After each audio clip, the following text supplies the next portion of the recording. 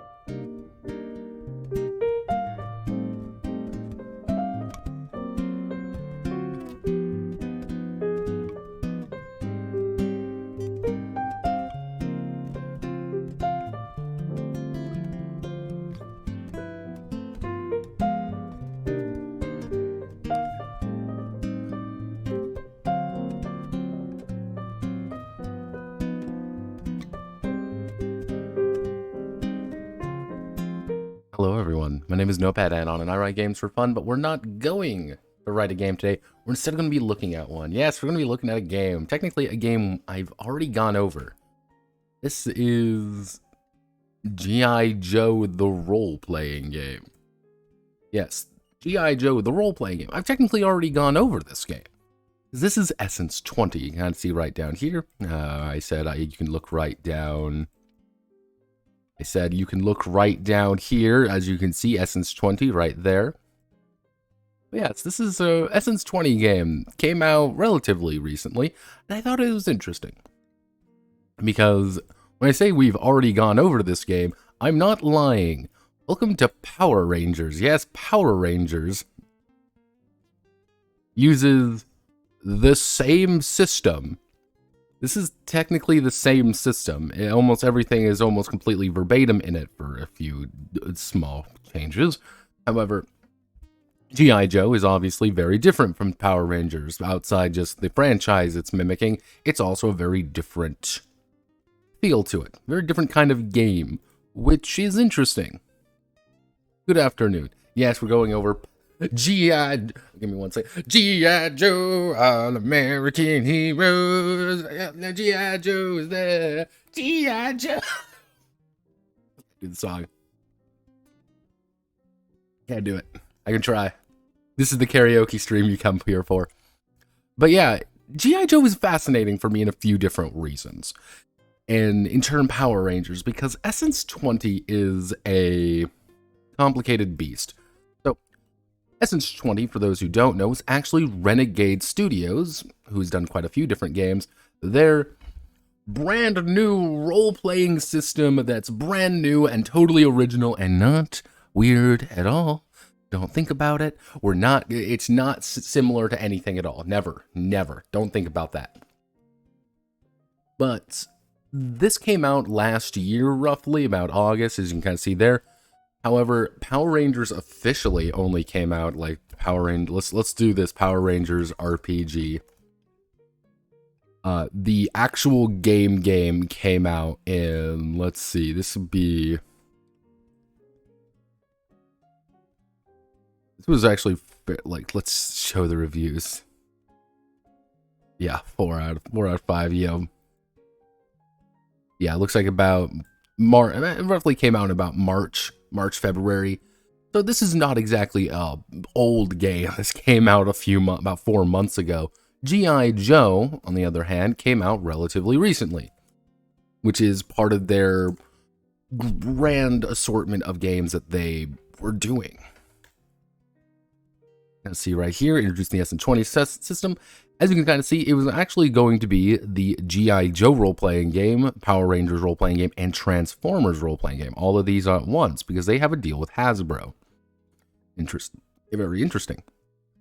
Let me see if I can find the exact book, because actually, here's what I'll do. I'll literally consult the fucking thing here. Let's see, when did this exactly come out? Because yeah, they're very quiet about this. Yeah, so 2022. This is relatively recent. Like, this came out like quite quickly.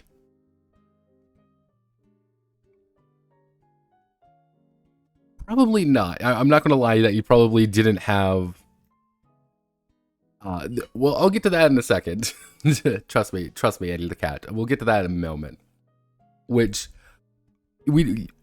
G.I. Joe is a uniquely American thing from the 80s.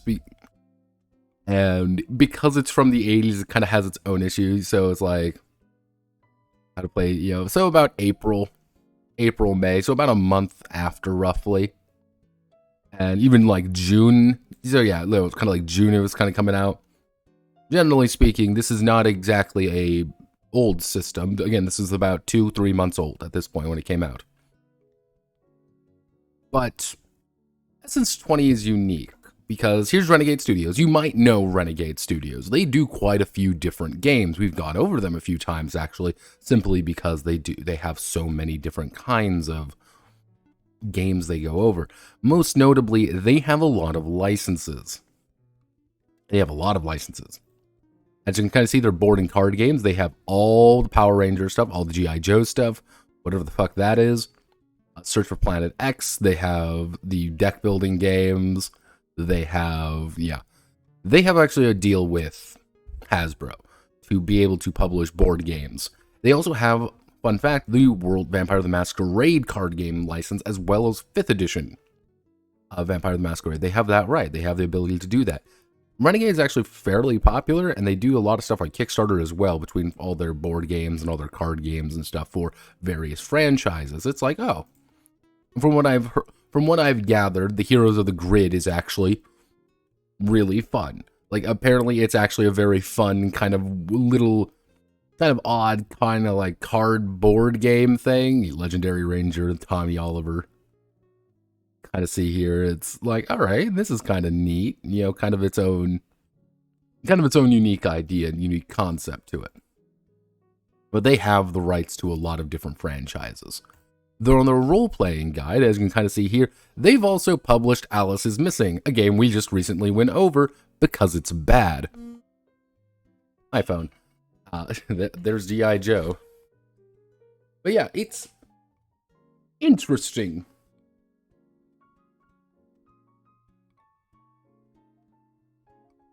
Mom wants to tell me she has salad for me. Thanks, Mom.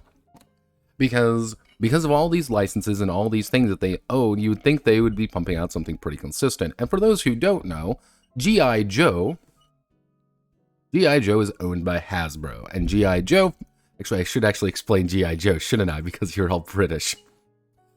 You're all... say hi to Mom. Here, I'll type the chat. Chat says hello. Oh yeah, I'll probably get a phone call. So to explain G.I Joe, I've kind of got to let me see if I can find a good image of it. Okay, here we go. Way back in the 80s, there was a pretty much action figures and all that were actually very big. G.I Joe was part of that, which G.I Joe kind of became relatively popular back in the 60s. Because they were figures. They were the little figures that people were kind of putting out. And it was, look, it's G.I Joe. He's a cool soldier guy. It was in the 60s, right after the war. And people were wanting to do fun things. So kind of see the adventure team there. And it was like, cool. It was what you were coming off 2 wars, effectively. Which these were GI kids, effectively, who were buying these. So these were guys who served in World War II. These were their kids buying these toys. And she says hello back. And it was like, cool, you know, it's soldiers, Navy, it was Army, Navy, Air Force, all these guys. Those were the people who were initially buying it. And slowly over time, it kind of became a little bit more, it changed over time. As you kind of see, it went from a little bit more like, these are explicitly like, you know, like these are explicitly like action figures about soldier men. And a little bit more about, like, a little bit bigger and a little bit grandiose, as you can say. And as you can see, it's just, the toy line's massive. It's still going on. That's what Hasbro makes its money for. The retro collection, the 50th anniversary collections. That's really all it is. And there's been full comics. Do not forget about there's the full set of comics. You know, originated strip in the 40s called Private Bragger. You know, you have the film series, you have the recorded read-along sets, you have a full television series, which if you look at like a lot of G.I Joe stuff, G.I Joe 1980s, this is what you're going to probably see a lot of. If you were to just Google G.I Joe, you're going to see this. Because this was actually a very popular cartoon back in the day. It was also one of the major cartoons in which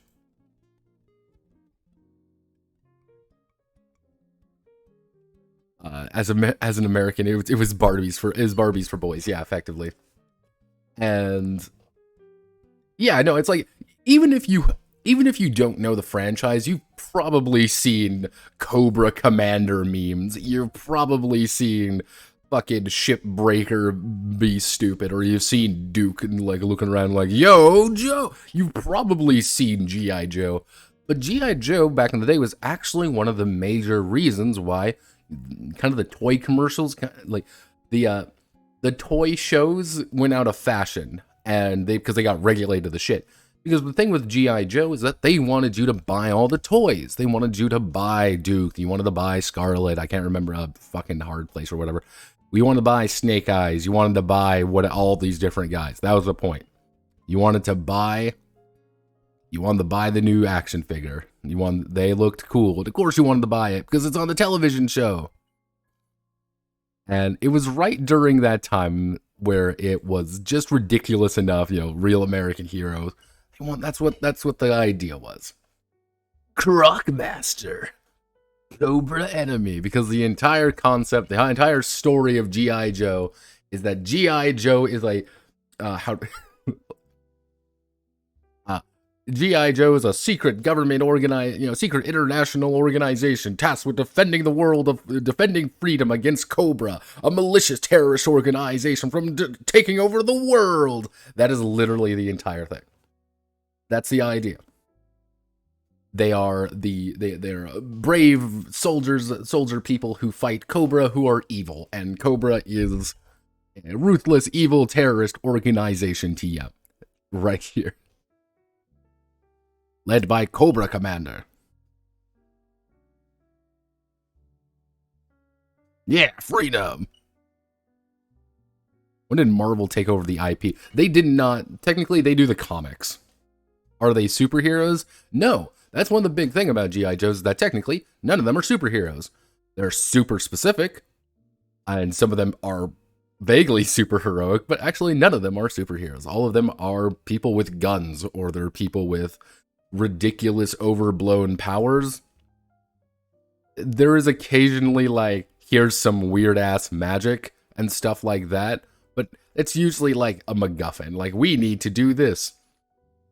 There's also Snake Eyes. We don't talk about Snake Eyes, who's just part of a ninja clan who works for them.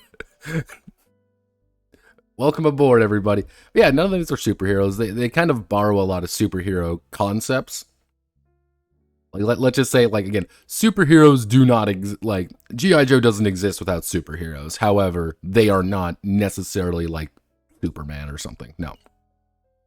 Dudes with guns and occasionally grappling hooks. Because the thing is, every single Joe has their gimmick. And every Joe is special in their own way. And they all contribute to the team. Such as Shipwreck. Look, everyone, it's Shipwreck. Guess what he does? He helps people who are in a shipwreck. He's the Navy guy. Or you have a Scarlet G.I. Joe, who is an infiltration specialist. This is from the movie that nobody liked. Wow, look, everyone, she's got a crossbow. We also got Snake Eyes. Snake Eyes is like the only person with like magic powers because he's literally a super ninja. That is literally his plot, is that he is this super G.I. Joe super ninja that can 1v1 the entire world because has special ninja powers. That's the plot. That's the plot of Snake Eyes. He is...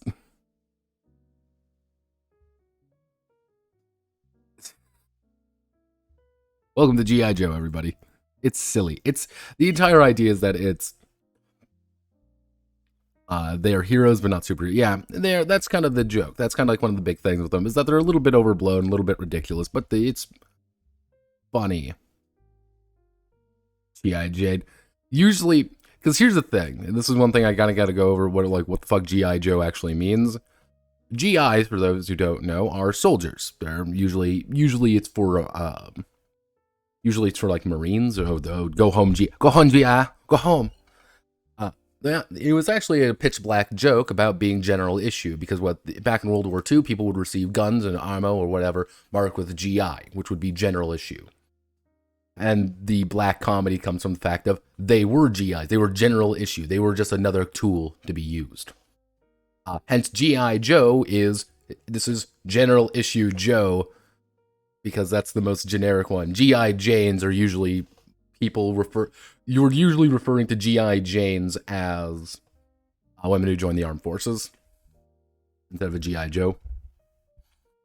Usually it's not in the best way of wording it, however. But getting back onto the plot a little bit, Renegade's done quite a few different things.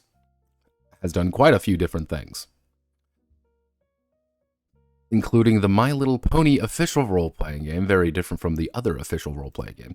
But you may be wondering, why isn't Wizards of the Coast doing this? It seems kind of weird. Hasbro owns Wizards of the Coast.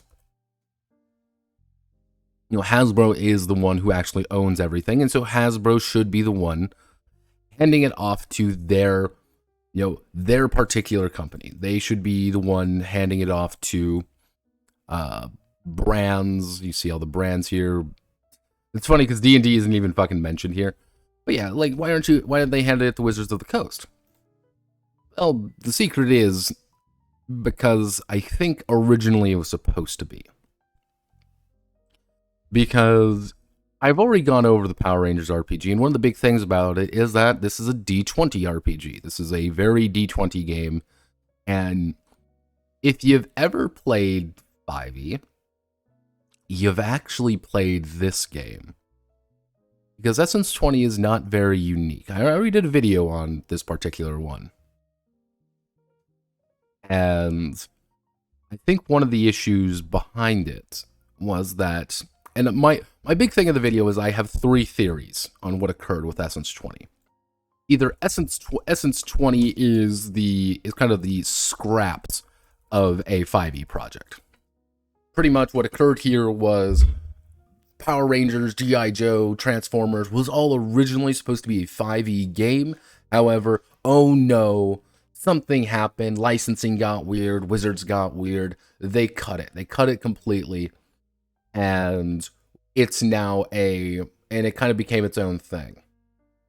So it's like, we have these scraps, we need to make something work, but we can't make it just a legally distinct 5e, we need to do something different with it, or people are going to call us out on it. Okay, that's option 1. Option 2 was Essence20 was... Well, Essence20 was reworked from the ground up from originally a 5e project. They had all this 5e stuff. They have all this stuff. Not necessarily that. And I have a few theories on why.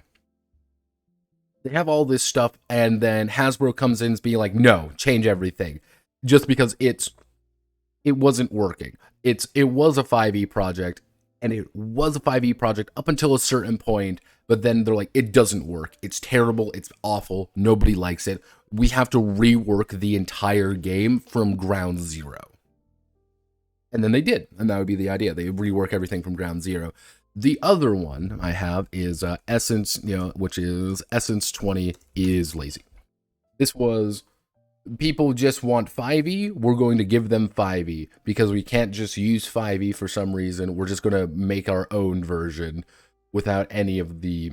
Pretty much this is the glorified, this is the money laundering scheme option, which does have some merit to it.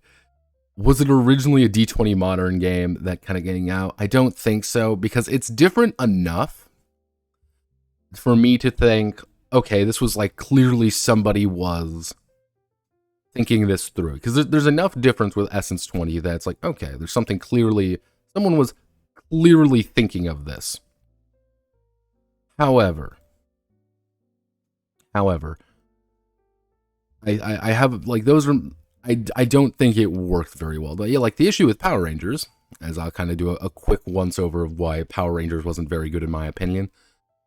A, it looked like ass, and B, one of the issues was that it kind of didn't quite know what it wanted to be. Because it was like, oh, well, here's this character origins, and here's how you have to choose all your abilities, and you also had the Ranger spectrum. These were your 6 classes. These were all the classes you had. And this was everything you had. This is all of the classes that you can physically have, and you have a very linear progression with them. And I'm going to give you a hint of what each of them are like. Leader guy, smart guy, fighty person, dick, nice guy, archer girl, hero. Tommy Oliver. Those were it's very linear in how the growth was. And it didn't work very well. It was very weird. It didn't feel like a Power Rangers game. It felt tacked on. It was the system stretched over the Power Rangers logo kind of stretched over something that was actually kind of interesting. However, as you can kind of see here, Red Ranger, Zords, and all that, there's levels. There's 20 levels. You've got all this. Don't forget about all your little strength increases, strength, speed, smarts, all of that. Don't you forget. That's all there. Don't you? We're not that creative. Did I not? Give me 1 second. I had everything ready, and then I immediately forgot about it because I am a silly, silly duck.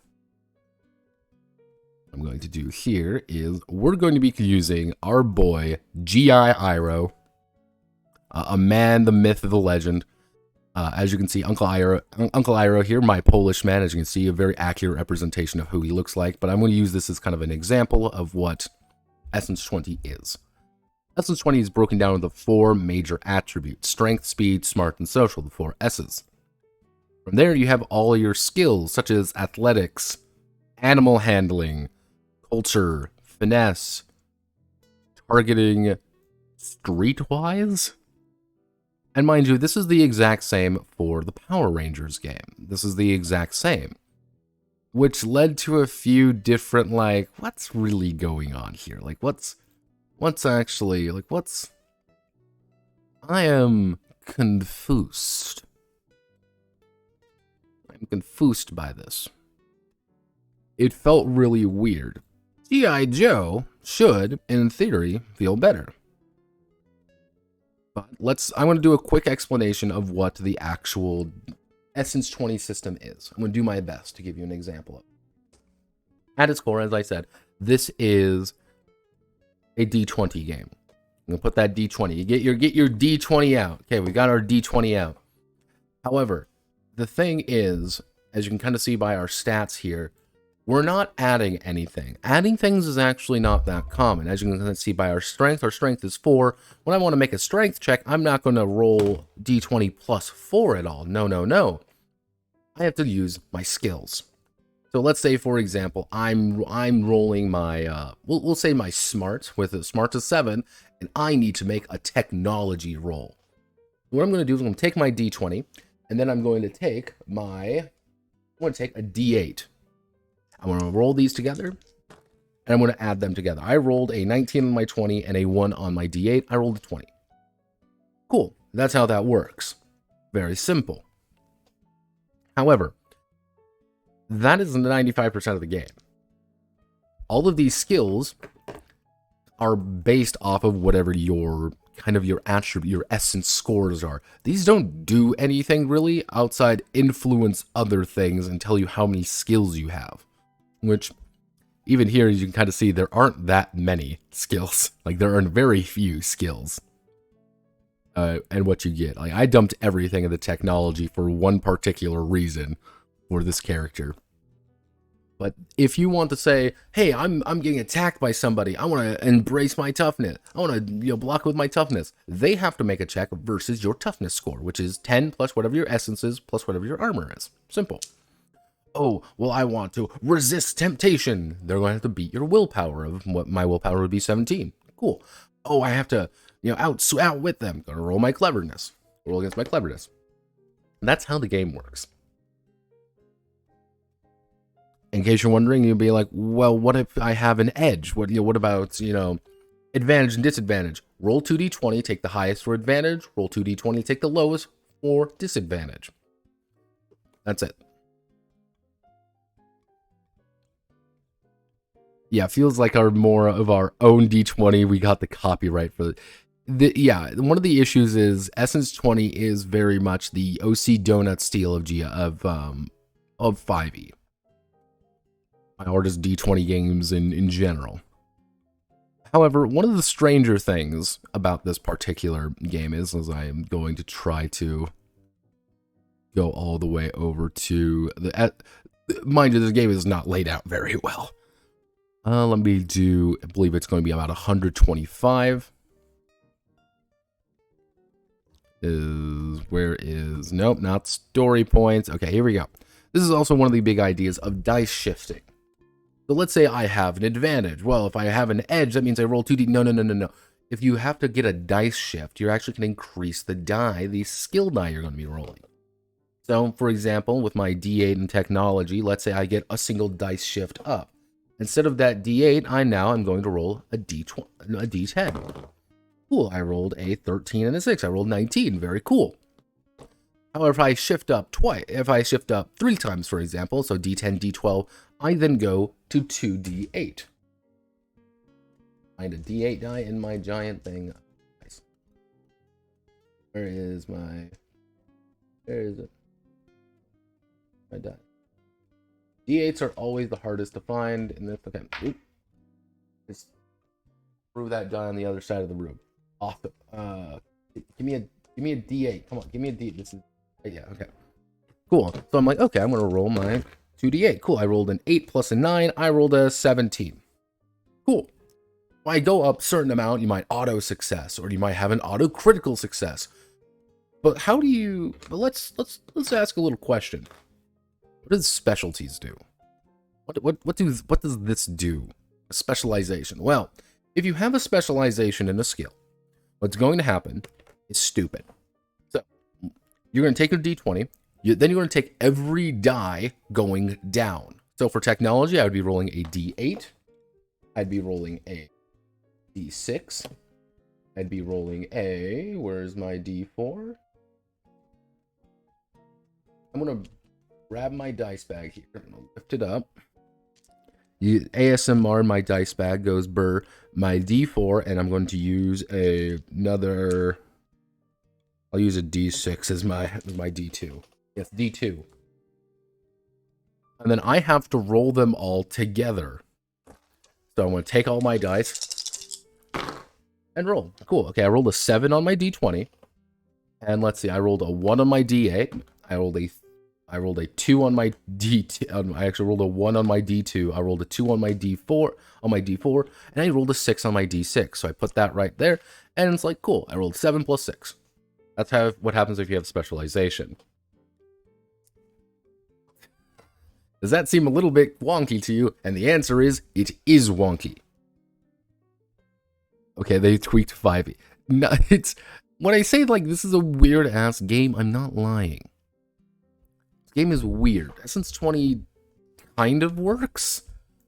It kind of doesn't. Because you look in here, most everything, every single thing is going to be a D20 plus something else.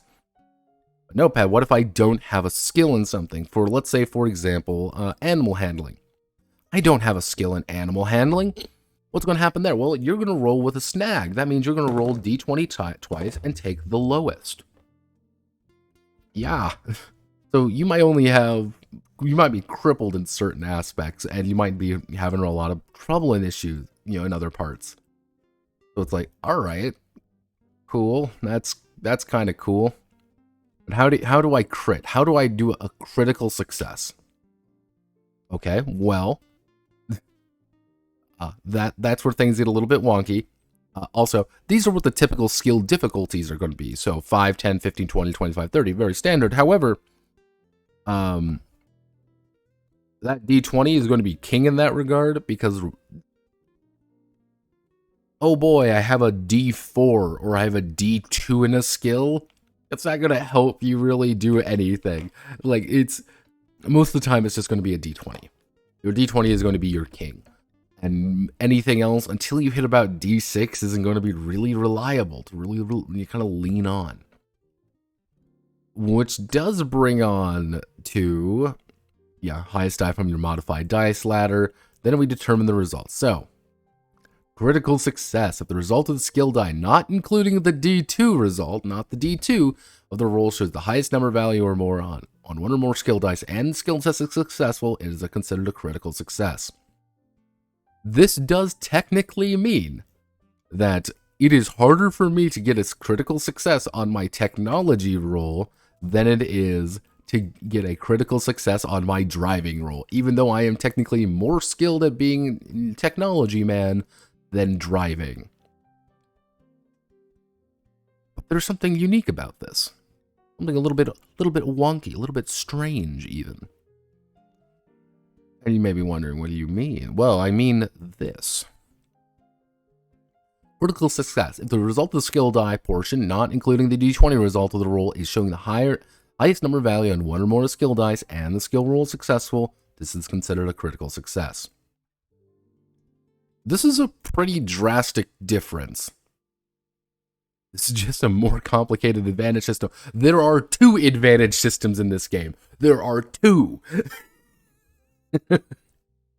And they work together. They work in tandem sometimes. There's a non-zero chance that you might be rolling about 6 dice at once and reading 2 of them. And they're all different dice as well. But yeah, they changed this as kind of like a pretty fundamental point. And it's like, because the way I read initially with this one is that I'm like, you know what, fuck it, this is actually pretty cool, because the entire idea was, it's harder to critically succeed over time because you're a little bit more reliable doing it. There's not going to be these great successes or these great failures.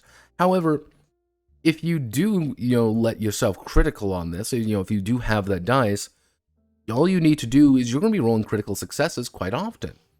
because it's okay, cool, because I'm rolling the D2 in addition to the D6 and the D8 and the D2, and the D4, which, yeah, your other dice are going to be able to get higher results. However, that D2 is going to let you crit more often. But like the dichotomy being D2 plus D20 isn't very useful, so you're not really going to be critting all that often. However, the higher your dice get, if you do get those kind of more gradual successes, it's like, cool, I'd be able to crit more often. However, with this version, the D2 is removed from that result. So you can't even technically critical succeed if you have just a D2. Which I thought was really weird, and I understand why it's the case. And it's like, alright, that's kind of strange. And then finally we have story points, which are exactly the way you think they are.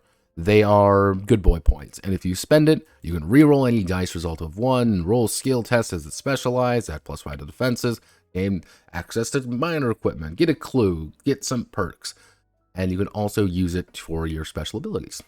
That's kind of the basic idea. That's the Essence20 system at its basic core concepts. It's a D20 plus die end. And like things like specialization are completely chosen for you. There's no mechanical engineering specialization. I wrote that down myself. All of this is chosen, which on one hand I think is pretty neat. It's like, okay, a little bit more open, a little bit more options for you, the player, to kind of flesh out your character with. Cool, all right. But it ain't quite that. What is this particular game? Let's go over G.I Joe a little bit here, and who is the writer? So, interestingly enough, you kind of see here by the authors and the Essence20 design. So if we go all the way back up here, hello Power Rangers. Go Power Ranger. As you can kind of see here, we have authors. Now, Elisa Teague. So let's just take some notes down. We have Elisa Teague, Ryan Costello, Ben Heisler, and Paige Leitman. These just names right over here just so we remember them. However, if we go over here, the only one that's kind of designed among the two is Elisa Teague.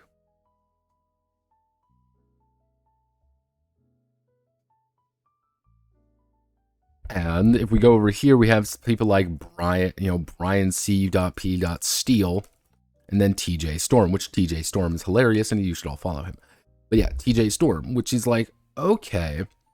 But if you go to the Essence20 design team, all of them are in there. So kind of going off of this, I can assume that the Transformers RPG is going to be written by Gabriel Hicks and J.F. Sembrano and Eddie Webb. I think these three are going to be writing the Transformers game. So it's like, all right. And you also have things like, yeah, so, senior producer of role-playing games. Senior producer of role-playing games. Like, all of this is the same, because these are all the same group of people. Game designers. You have the different game designers from the actual Renegade Studio team. But let's look into these people, because I'm curious, because you can always look at who you're working with.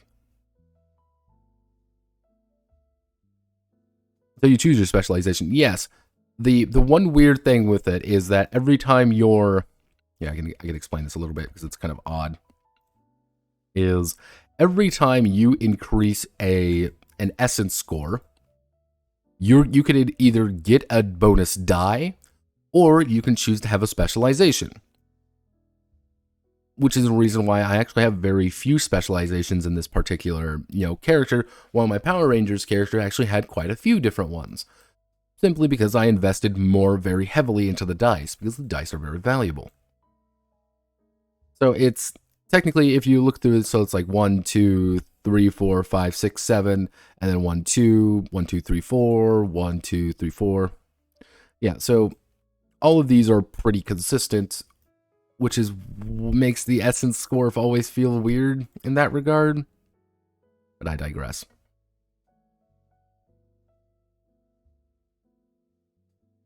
So the first person we're going to be looking up is Ryan Costello. So Ryan Costello, as you can see here, is former member of the Chester County Court of Commissioners. Not really what we're looking at here. TRPG, right there. So he was Ryan Costello, as you can kind of see here. He is, director of logistics at Known Direction Network, creative lead at Laughing Dragon Studios. And let's look at Laughing Dragon Studios. He actually only joined in January, interestingly enough. Laughing Dragon, bringing life to your vision.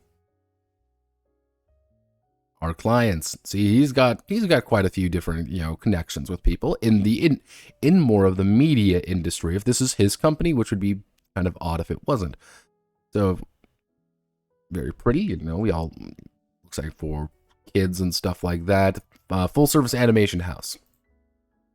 And let's see, or Known Direction Network. He's got like 5 jobs because welcome to, here's the Pathfinder coverage and Pathfinder and Starfinder coverage right here. This is what this guy works on.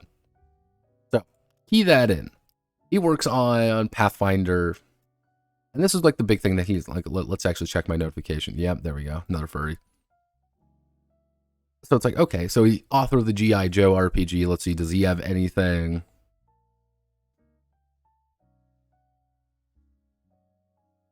The officially D&D movie uses Pathfinder art owned by Pazzo. This fan uses an opportunity to take a swipe at Pathfinder 2e fans for always taking swipes at D&D. He's a Pathfinder guy. This is what he does. That's what he knows. So it's like, okay, Ben Heisler. Ben, please don't make that who I think you are. I don't think that's him. Ben Heisler, G.I. Let's do Ben Heisler, G.I Joe. Nope, that's him, all right.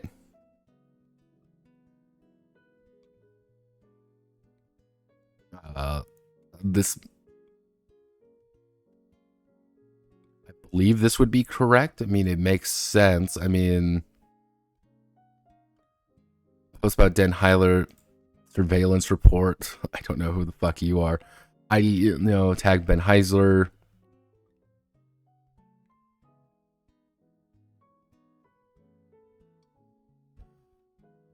Yeah, so okay, no, that's it.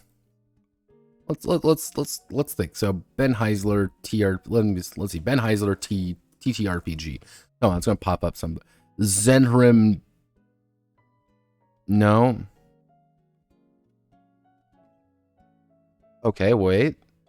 Is this the guy? Steals your shit.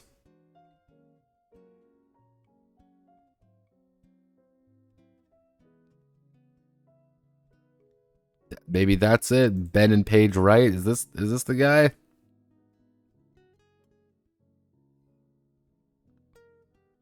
Are you it? Like, yeah, okay. So Ben Heisler is correct here. So he is the one who wrote the Transformer RPG, and he also did one of the adventure books for G.I Joe. So yeah, okay. So this is the guy right here. What have you worked on? We got Transformers, G.I Joe, 5e, 5e, 5e, Power Rangers. He worked on a little bit. 5e, 5e, 5e, 5e, 5e, 5e, 5e, 5e. Uncaged Volume 2, Emmy Award winner. Paige. Oh no, that's his wife. Eat the Rich 5e.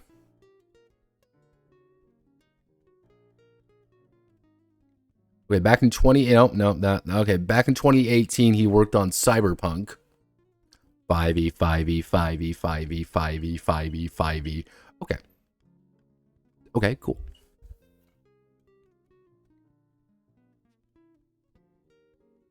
The Transformers RPG.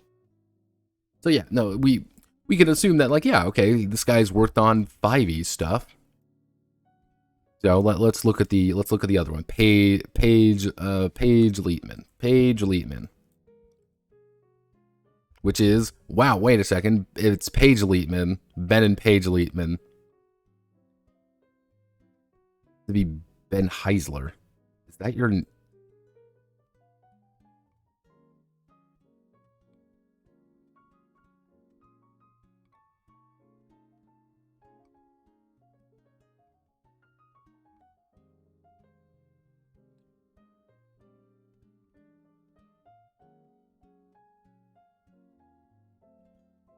Okay, so these two are married. These two are together.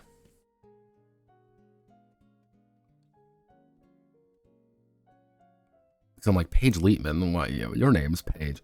Yeah, so these two are technically together. And they always work on 5e content.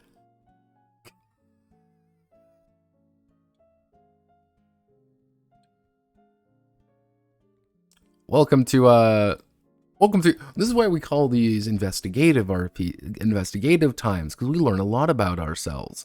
We learn a lot about who's working together. So yeah, here's Ben and Paige Wrights. This is what they work on.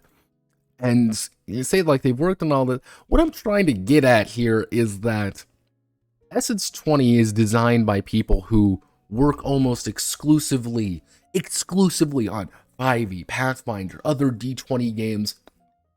And am I saying there's a little bit of boss baby phenomenon going on? A little bit more of like, we've worked on nothing else and done nothing else, so everything will be based on this? Yeah, I think so. It's a fascinating combination of just happenstance, you could say. Such a coinkydink. Yes, exactly. It's such a coincidence that, and like, I understand being like, well, these people obviously know what they're doing, because they wouldn't have done all these things if they weren't. However, you're not looking like maybe a Savage Worlds writer. Let's see, Gabriel Hicks, TRPG, Gabe James Games. All right, cool. He works in Pennsylvania, 5+ years of industry experience. Hidden Treasure, the Hidden Treasures, the Goblin dating sim with tabletop RPG and visual novel pieces.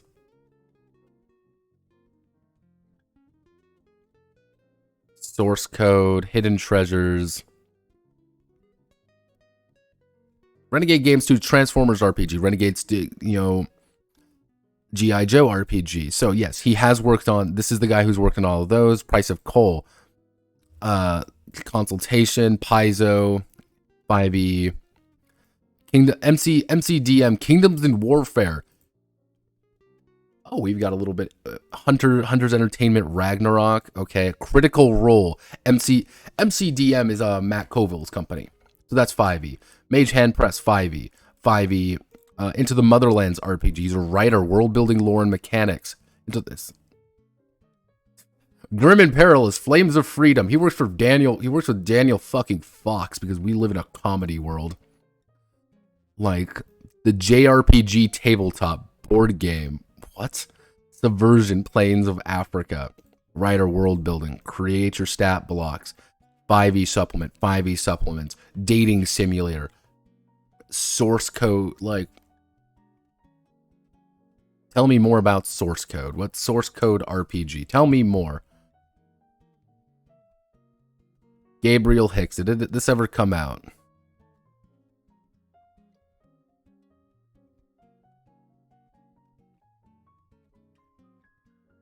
Not really. I think it came out just kind of, this is back in 2016, so Into the Motherlands. Did this ever come out? What is an RPG? Like, heavily diverse team, and I can't say anything. I won't say anything. So do we have anything here? Twitter.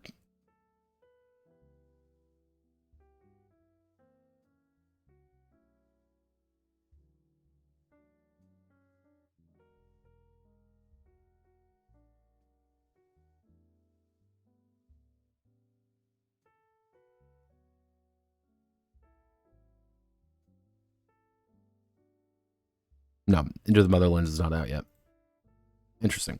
So So this is one of the writers behind that. So I'm assuming this is the guy who's going to be the lead designer of the Transformers RPG.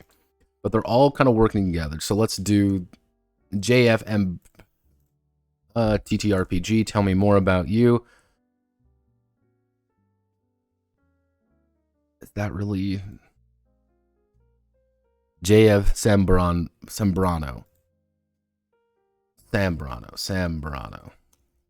No.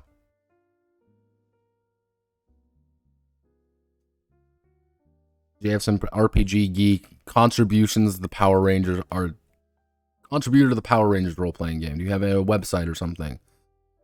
Xenomorph anthropologist. Is this you?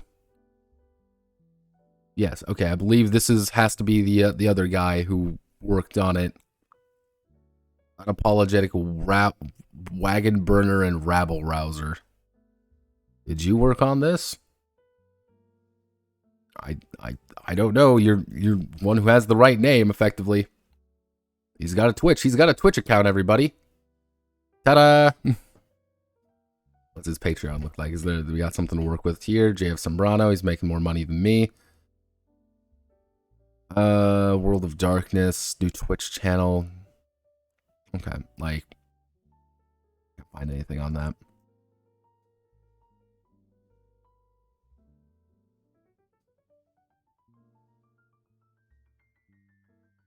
And Eddie Webb. Not Eddie Weeb, Eddie Webb TTRPG. So TTRPG, Pug Steady. And here's Eddie.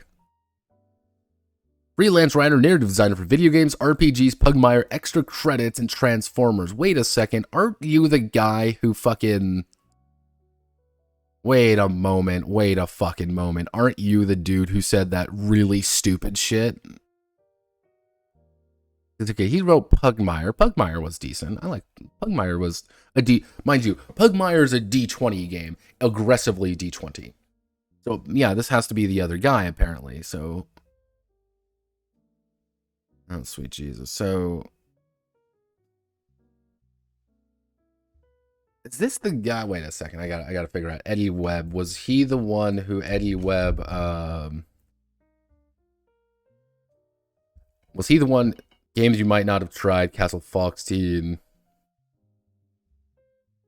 Yeah, so he's the guy who does the RPG stuff on extra credit. So the pandemic is killing board games, designing morality systems, wrestling a genre, making better RPG classes, scrolls and touchdown, reciprocal bleed, a comfortable play, RPG character sheets, mechanics shaping story, tabletop might. Game design talk. What have you done? Tell me more about your... What have you worked on? Pugmire. Video games. Role-playing games. So, okay, we've got... Werewolf the Apocalypse, V5, Storyteller. Cartoon Action Hour, that's good. That's good on my... Because he worked at Cartoon Action Hour. Monsters of the Deep, Mind's Eye Theater. So yeah, White Wolf. Other companies. Z-Man Games, Pelgrim Press, Margaret Weiss, Magpie. I'm not seeing anything with Renegade, though. As a developer. Vampire Chronicles, Vampire, Changeling, Hunter, Geist, Scion, Exalted Trinity, Other... This might not be it, but this is the only guy who makes sense to be it. So yeah, this has to be the other guy. Those are the people working on this fucking system. These are the people working on it.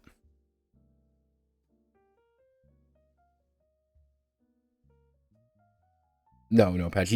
Yeah, okay, he's not the Orcstar racist guy. Okay, good. Hi. Let's see, the guy who is really stupid doesn't narrow it down, I know. I should cover Castle Falkstein. It's in there. Pen of Austrian painters.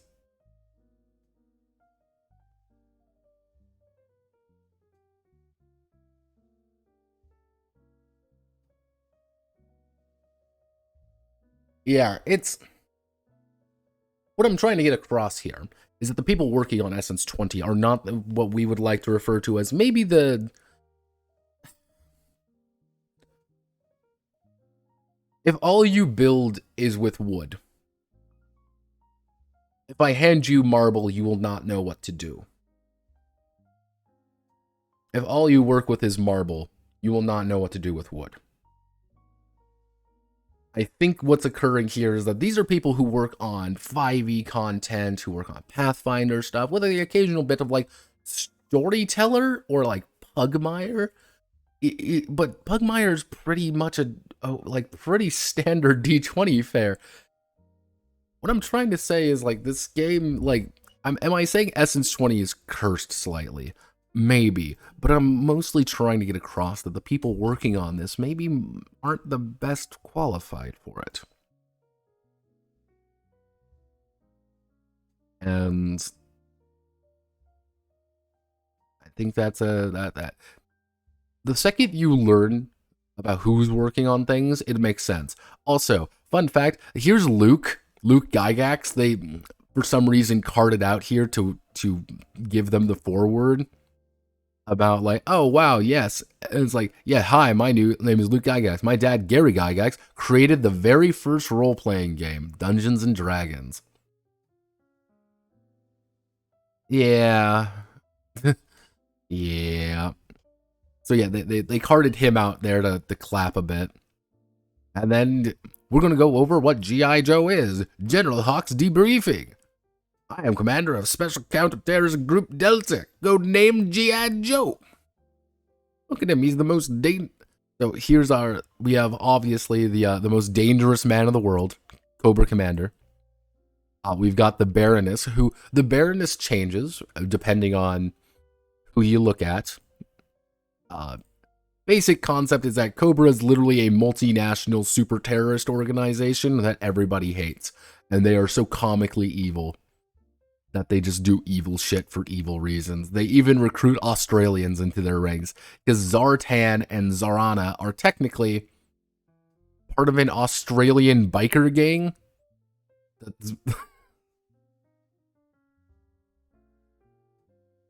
Then we have Tomax and Zamat. Yes, Tomax and Zamat Paoli.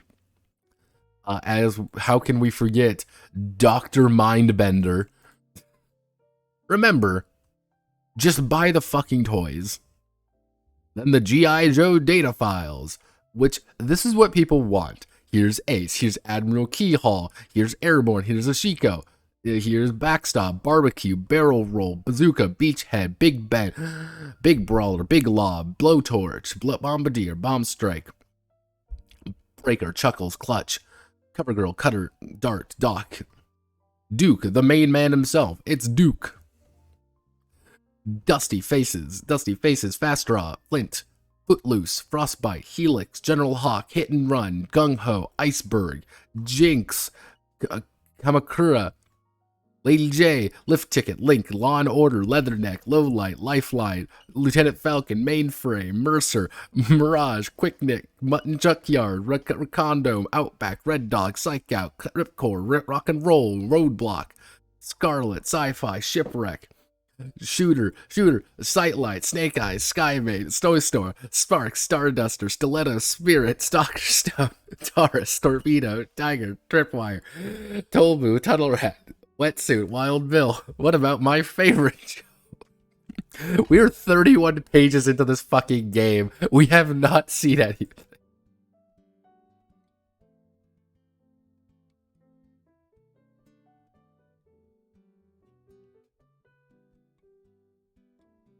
Awesome, he's truly the most evil in the room. Wait, where's Dr. Cockbender? You think the He-Man game just to fill a... You think he'll do He-Man? I don't believe they own He-Man. Dude, does Hasbro own He-Man? Who owns He-Man? Mattel, no. Mattel owns that. Mattel isn't going to do that. But yeah, like... Here's literally 30 pages of G.I. Joe lore and shit like that. It's like, oh, okie dokie then. Like, let's play the game and let's make a real American hero. Cool. We're going to learn about it. But you can play other people, but mostly Americans. You know, we don't know who you are, where you come from, or even what side you are. Zartan. You got to go over who our guys are. So it's... Then they put in things like this, like G.I Joe action figures famously include file cards that summed up a character's abilities and personality in a couple of paragraphs. It's how we learned Ace wasn't just a great pilot, he was a great poker player. Or a deep six, he was a deep sea diver because he was so antisocial, the bottom of the ocean was the only place he could be sufficiently alone. Ooh, cool. Hey kids, do you know about G.I Joe file cards? There's a little bit of nostalgia bait in this one. I'm not going to lie, there's a lot of nostalgia baiting.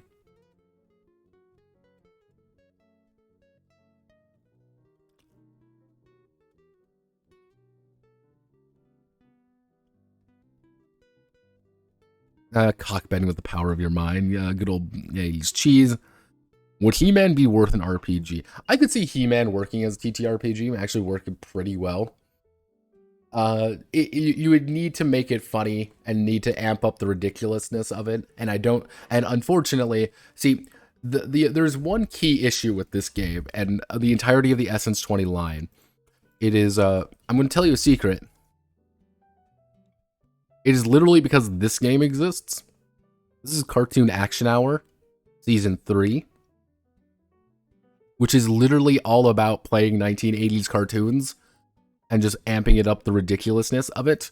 I need to go over Cartoon Action Hour before, because you can play G.I Joe in that game. You can also play Transformers. You can also totally just play fucking like whatever kind of 80s cartoon you want to play. Every single thing is there at once. And it's also like $15. Not gonna lie, it's like $15. I actually quite enjoy Cartoon Action Hour and a lot of the Spectrum games, other games. They're ridiculous enough I can get behind them. But it's like, yeah. Also, someone pinged me. What do the people want? Oh no, he put out the funny video, everybody. Oh no, people are sending things. Oh no.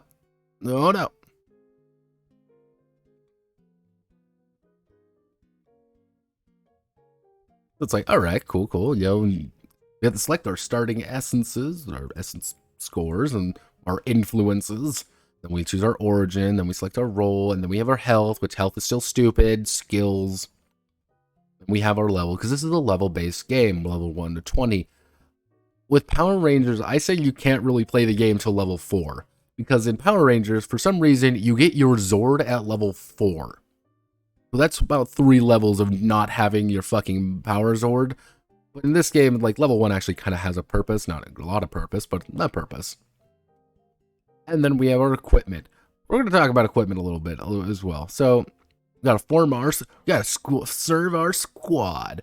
Then we have, effectively, 4 tiers of play. Well, 5 tiers. I'd say 4.5 tiers of play. Because we've got tier 1, your low B abilities. I say 0.5 because level 1 is like pretty dull. Like you want to get like the level, you need to increase your level a little bit. Kind of like 5e, a lot of D&D games where the game really doesn't kick off till about level 3. Same thing kind of happens here. But we have tier 2, we have tier 3, we also have things like tier 4. Oh no, Cobra Commander! Ooh! So, influences are like a character's way. Yeah. Influences are like your way of like communicating who you are a little bit more. As you can see, I chose to be a green shirt with a checkered past for Iroh here because I thought that would be the most appropriate with his 4 different languages. However, do they do much mechanically? Some of them do. Some of them.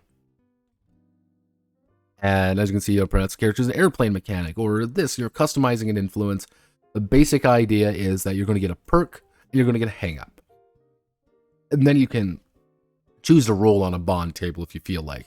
So let's say for an adventure, you've never been one to sit still, and soon as you could, you've been to travel the world. The siren song of the unknown calls to you, and you've followed across countries and continents to explore exotic locations, accomplish dangerous, environmentally sensitive missions. You may have been an archaeologist, a conservatist, a game warden, a scout, or a backpacker. Influence perk. You're passionate about exploring new places and environments and cultures and have a deep wealth of stories to draw from. Once per scene, you can draw upon your experience, the short story of your adventures. You gain an edge. Which is so it's kind of like the perk system allows you to get like a few different ideas of like what you're working with. As you kind of see here, the Power Rangers game, if we go down here, which interestingly enough, they mix things around a little bit here. We're not dealing with the origins first, or the spectra, or your classes. We're dealing with influences first. So let's go to our influences. So we've got artisan, caretaker, community helper, small town roots, martial artist, nomad, not from around here, student, a survivor, a teacher, and that's it. This one actually has quite a few different ones, and most of these, by the way, don't also kind of have their own quirks. However, here, you have artisan. Your life has been inspired to create, which technically counts as models. Use an option below or roll the d12 to determine your specialty. You're free to come up with something, or you have a hang-up. Because pretty much you can take up to 3 of these, which you always get their perk, but you're going to end up with a hang-up from one of them. So, for example, if you choose, let's say, for example, you take Adventure Artisan, you might take the hang-up being sometimes you get absorbed in your work and miss what's going around you. You suffer a snag on smarts or social skill tests unrelated to your art while you're actively involved with your art. Cool. All right. That's kind of neat. These are little things, and some of them are cripplingly bad. Others are pretty good. Like, okay, athlete, you're a competitive boxer, or hey, you have a checkered past. You are not always G.I Joe material. Yeah. I chose for Iroh to have this particular hang-up because it's like such as police commanders above your police commanders and others, pretty much authority figures. Like, cool, all right, you're a dick. There's quite a few of these, and all of them do have very different kind of approaches to things, which I quite like. I think it's pretty interesting.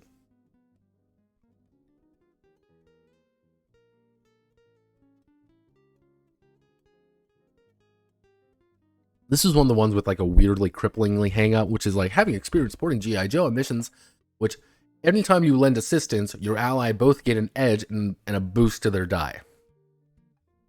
However, you have trouble seeing yourself as equal to your team. Other Joes can't lend you assistance on skill tests unless they have the green shirt influence.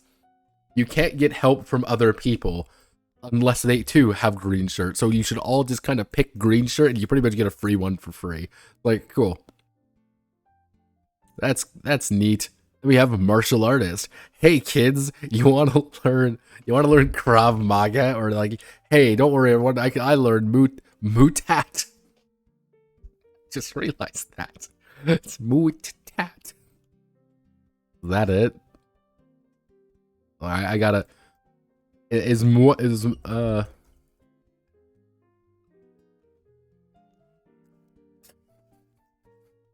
didn't even realize this till now. Yeah, welcome to Muay Tat from Thailand. For all my Thai viewers out there. G.I Joe doesn't like you very much. There are some spelling mistakes throughout this entire thing in more ways than one. There's some interesting additions to some of these. I can't find them all. If I really wanted to, I could probably find them all. And it gets rough over time. It gets real rough.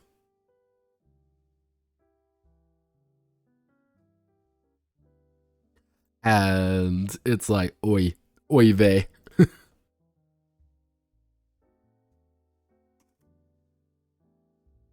There we go, to my Thai boys. But yeah, so also Kung Fu. Don't forget about Kung Fu. oh, where you've lived previously, where you from. Don't These are actually pretty fine. There are some ones that kind of hang up, so it's like, okay, you have small town roots. I'm curious, the small town roots, are these the same between them?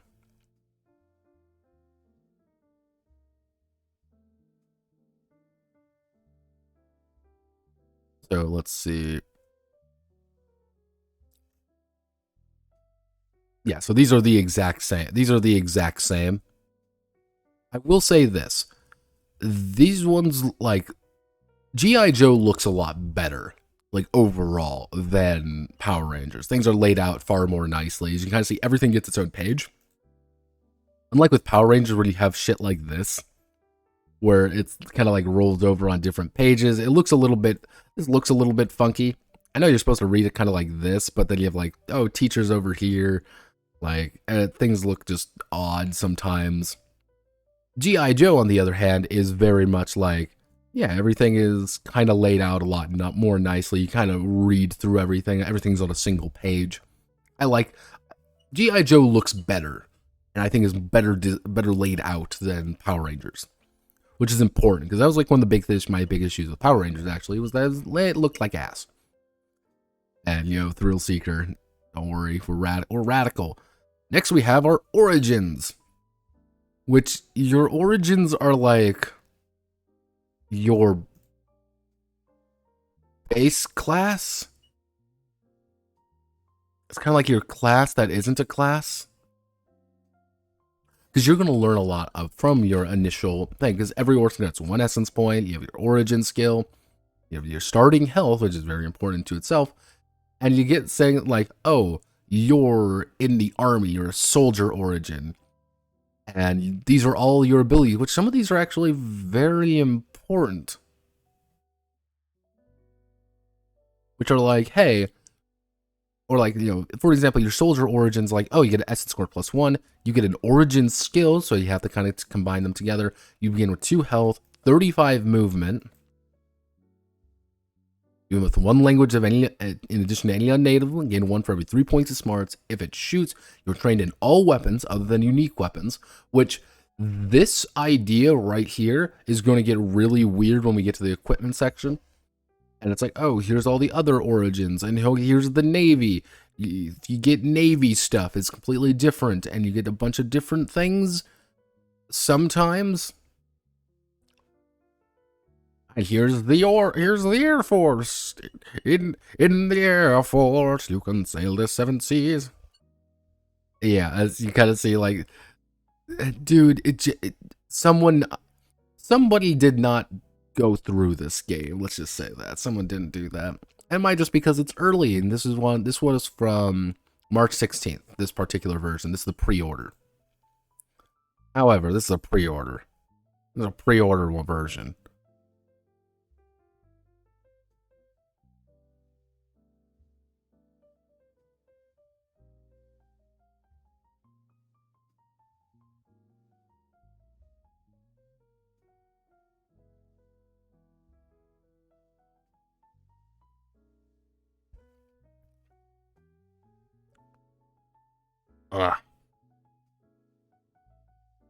So you're like, oh, the non-branch. When I say like the origins are actually fairly important, because these are going to give you quite a few different things of like what you're kind of working with here, which is, here's the thing. I actually like this a lot more than the Power Rangers version, because the Power Rangers version is like, oh, I'm athletic, I'm brainy, I'm comedic, I'm kind, I'm tragic. Ooh, here it's like, yeah, I'm an engineer. Hey, I'm a scientist. Or hey, I'm a... Like, the thing is, like, there feels like there's a lot more options in G.I. Joe than Power Rangers, even though there really aren't. But it feels like they have a lot more to wiggle room, which is important. And is Space Force in this? Let's see, is Space Force... Technically, if you want to play Space Force, I believe you would be having to play the... Let's actually see. Space Force. It's Space Force here. 0 out of 10. Space Force is not included. However, playing Space Force is it's completely likely. And if you were to do that, I would say you're going to play the Air Force, one of these ones. Because yeah, all of these technically can be in various branches of anything, really. Like, oh, were you groomed for this from a young age? Or are you a former killer or something else? Which military branch, agency, American CIA, Brazilian ABIN, Egyptian GIS, a military branch, or corporation did you work for? Yeah, you want to play Solid Snake, you can play Solid Snake in this game. You know, my favorite G.I Joe, Solid Snake. And all of you are going to get different abilities and different quirks and different things. Technically, as you can see, I went with this one, with the Engineer Origin, because the Engineer Origin allows me to game the system more and get more technology, which is silly. But here's the thing. Even with all of my, I had a very certain idea, but I always felt like I could go different directions with it. Like I was like, okay, as the engineer, I have to be a technician. No, it's like I felt like there's a few different angles for it. There's a lot more. It felt like there was a lot more options in G.I Joe, and I actually enjoyed that quite a bit about this particular game. But a lot of these are going to boil down to this. It's like you get a little bit of a bonus, you get this. Meh. Let me see something real fast. What would be like a good one? This is what a lot of the benefits look like, by the way. It's like, oh, you're not hampered by not having tools. You can fix delicate machines with duct tape, chewing gum, paper clips, and even less. It's like, cool. In addition, as an action, you can fix or hamper a machine for one scene. A lot of these, like, story benefits is, like, not necessarily strictly mechanical. It's not like you get a +1 or a +2. It's that. And then we get our roles, which there are technically 7 classes. There's Commando, Infantry, Officer, Ranger, Renegade, Technician, and Vanguard. However, this is lying to you. There are technically 21 classes, because every single role has 3 subclasses to them, which I think is amazing compared to fucking Power Rangers. Because Power Rangers has 6 classes with only 1 track, while these ones have 21. And these are not... And the thing is, like, they don't... Like, the same thing happens. As you can kind of see here, it's like, oh, wow, the Commando gets Sneak Attack, Expertise, Friend of Darkness, a focus choice. Oh boy, Sneak Attack damage +1. Woo! Which, by the way, is really fucking good in this game. Which is really fucking good because you have, like, 4 health. And being able to Sneak Attack for, like, 3 damage is like, oh, cool, you've instantly killed fucking Cobra Commander. Then we have, it's like, oh, this is what you do. You're chameleons. You're just starting role perks. Now, one of the big ideas that every single character is going to have the, give me one second, Yo Joe, which gives them +1 health, all basic qualifications and you are qualified with all standard land, sea, and air vehicles, and you also have the battle cry, which is pretty much you first round of action, you pretty much get 10 feet to your movement. It's like, cool, awesome. Now, one weird thing about this as well is, if we go right down here, wow, look everybody, it's morphin' time! When you're morphed, you get all your toughness bonuses, your jump distance is tripled, free action, you get to do all this. It's like, oh, okay. I have a strange feeling like this is going to be a pretty consistent theme among all the Essence20 games, like you can do a thing. However, similar to with Power Rangers, that I specifically would make a rule that you have to say, it's morphin' time every single time you morph, or you get none of the bonuses. I would force players, every time they want to get the Yo Joe battle cry ability, they have to say, Yo Joe, as they charge into battle. If they do not receive the bonus, and they get a penalty, because we're playing G.I fucking Joe, damn it. Okay, everyone's got to do it too. If you're not doing the Yo Joe, you're doing it wrong. Okay, everyone, let's do it one more time. Okay, is everyone ready? Okay, 3, 2, 1. Yo Joe! There we go. You're a real American hero now. How does it feel? How does it feel, Witch Creek, to be a real American hero in the UK? But yeah, a lot of these end up with like, oh, you get a sneak attack. Oh, you get expertise. Friend of Darkness. Cool. Even though I don't believe Scarlet counts as that. Then it's like perks beyond first level. Think fast. Mobility. General perk. Like, this is the one that's absolutely agonizing, by the way. Is at second level you can use deception or infiltration in place of initiative. At second level, you can completely sub out this skill. The skill becomes useless at second level for a commando, in which if you did put a point into it, I would be like, change it immediately, because you're just going to get, like, it's like, oh, we've made a skill completely useless. Awesome.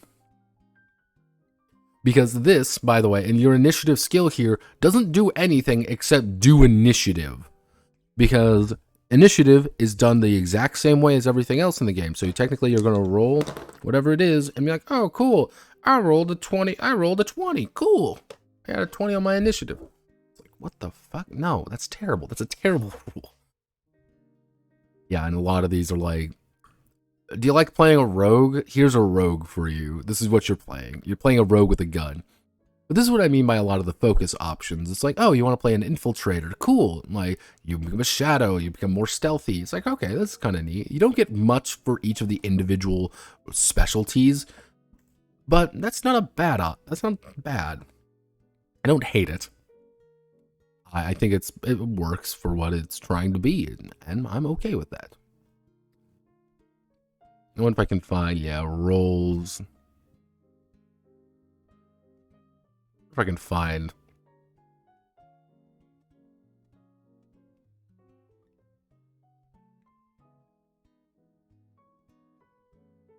I'll have to try to find it later.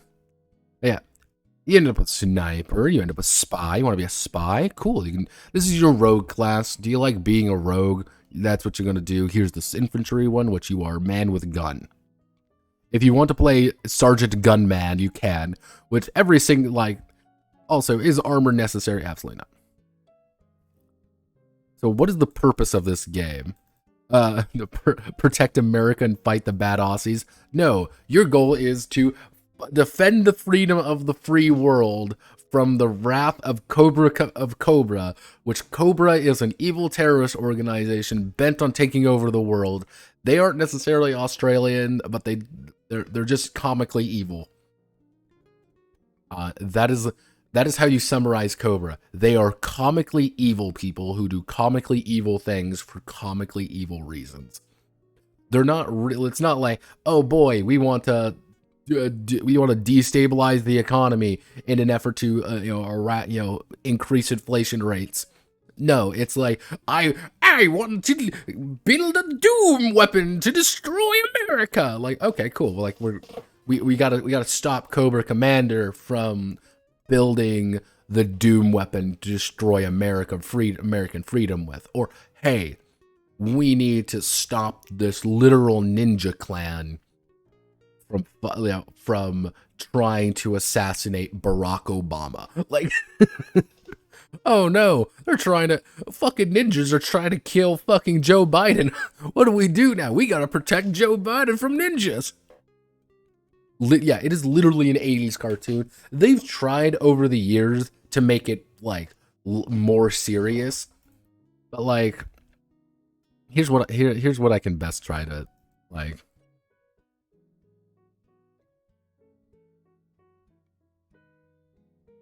Like, the best way to think about it is none of the characters use guns necessarily.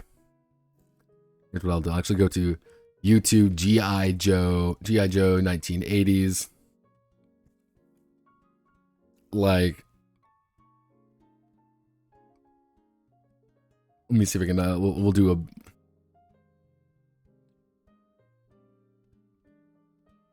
They kind of give you an idea of what G.I Joe. It's cheesy, it's stupid, it's silly. That's the point.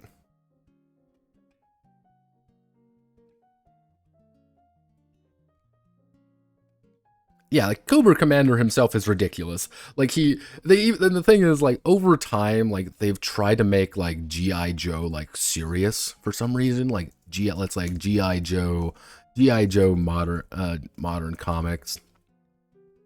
Like, the thing is, like, in G.I., like, the more modern comics and stuff, they don't use laser guns, they use, like, fucking M4s. It's like, yeah, okay, this is losing a certain impact of, you know, someone bringing out... A certain feeling changes when it's no longer laser guns, set the phaser to fun, and it's more like, here's just an M4. Like, I've just shot Cobra, you know, I've shot this man and now he's dead.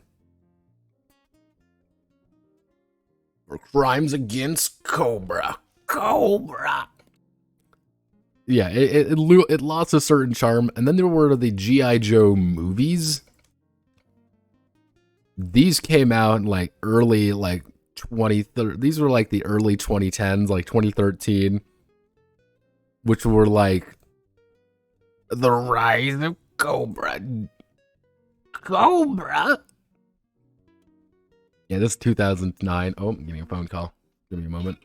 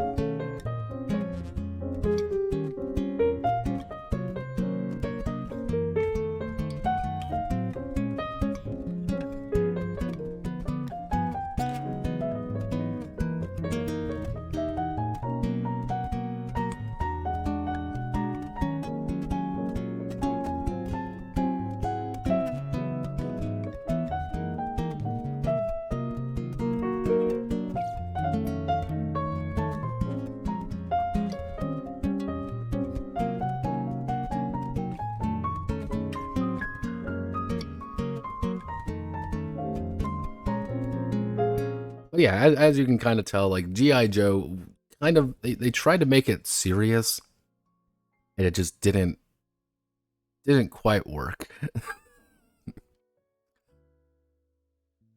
As like tonally speaking, this game, I have no idea.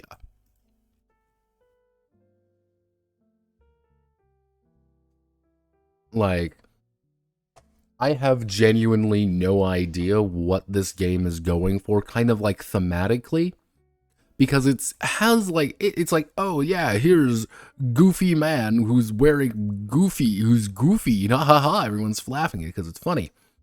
And it's like, okay, we have all of this, and then it's like, yeah, here's an M4 or whatever, like here's just a guy with a shotgun. It's like, oh. It keeps going back and forth to what it wants to be. And in case you're wondering what the infantry does, the infantry is the fight man. Also, every single one gets a be a hero, which is spend story points to do things, which sometimes are useful, sometimes are not.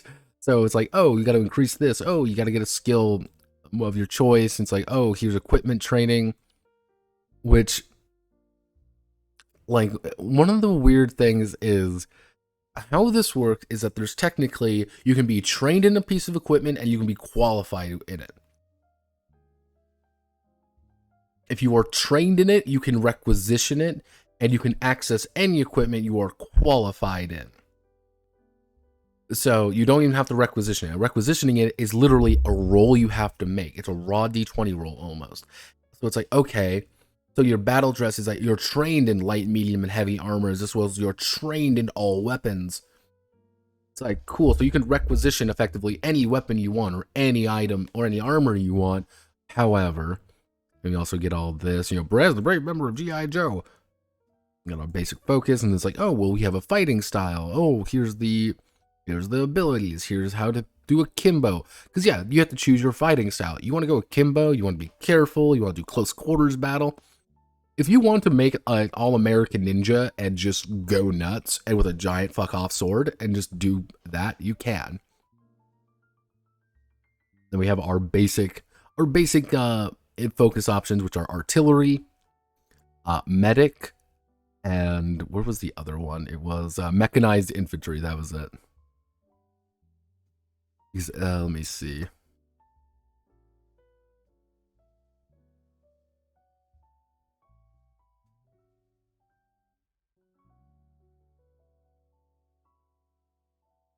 There we go. We also have our favorite, which is Renegade. Yeah, look, it's a Renegade. He's last one stand, door kickers, brawlers, and my toughest of the Joes. Yeah, G.I Joe, fighty. Yeah, I'm a guy with a gun. Yeah.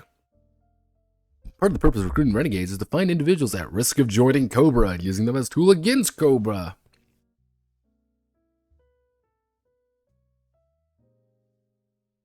This is often leads Renegades feeling outside of some Joes flat out just don't trust them. Yeah, you're just like a guy with a gun. You're like, this is like your berserker class. That's the idea. This is your barbarian berserker class. Yeah. And it's like, well, why is there a barbarian berserker class? Because this is 5e. You need to have a barbarian berserker class. Is the All-American Ninja just a mall ninja? I'll have you know it'd be just Chip Zanoof from fucking Guilty Gear. Chip, where are you from? I'm from Japan. Why don't you speak Japanese then? Yeah, so equipment training. This is like one of those weird things being like, oh, you're trained in all these armor, but you're qualified in tactical armor. You're trained in melee weapons and throwing and qualified in shotguns and submachine. You can requisition any shotgun or submachine gun you want, but you have to request a melee weapon or thrown weapons or light armor. It's like, okay, fine, fuck it, cool. We're just working with it. And if you get you wondering like why I'm looking for roll in particular, because there's a specific one where they get roll like roll as in like you're rolling the team versus roll as in roll the dice wrong. It's very funny. But yeah, it's like duck and cover, don't even feel it. Renegade focus option. Oh, you want to go fast, you want to kick in doors, you want to be, you know, a door kicker even, or a tank. Cool. I went with technician because technicians are funny. And my goal with here was I want to build the engineer from TF2. I'll see what you like. Wait a second, did they? Yeah, no. Yeah, technicians don't actually get that much, relatively speaking. Like, they have like this giant thing, speed essence boost, smarts essence boost. Yeah, the tables look kind of... I don't know why this wasn't, like... Maybe it's just early because this is like, again, this is a pre-order edition of the game. However, it's like, brother, please. Like, this should look decent. Which is like, oh, pushing limits, also explosions, starting roll perks. The entire idea is that with these guys is that they do tech things. And I specifically wanted to do this because I wanted a laser gun. That was my one goal making my character in this. Making G.I. Joe, I wanted to get a laser gun. And I was going to get my fucking laser gun, even if it killed me. Because one of the big things with engineers in particular is that you get all your skills. You are technically trained in light armor and in computerized battle dress. Computerized is a pretty much like a tag of armor that does something different. I have no idea why it says this. It's weird. And oh, you're qualified in impulse armor. What? Oh, okay. Oh, you're trained in ballistic, element, and explosive weapons. Element is laser weapons. Laser is an element. Remember that, kids. All Blart, best ninja. Yeah, pretty much.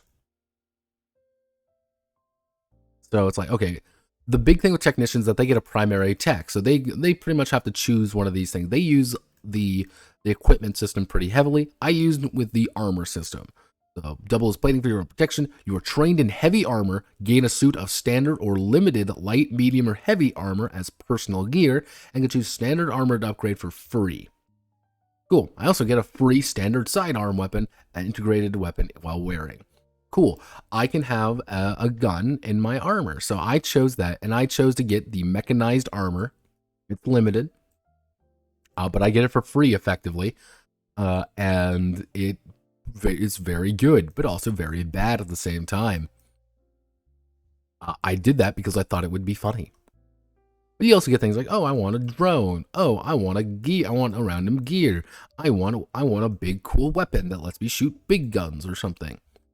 Like, cool. And you actually get quite a few different perks on it. And a lot of these let you do some things. Here's a secondary item. Here's tech support.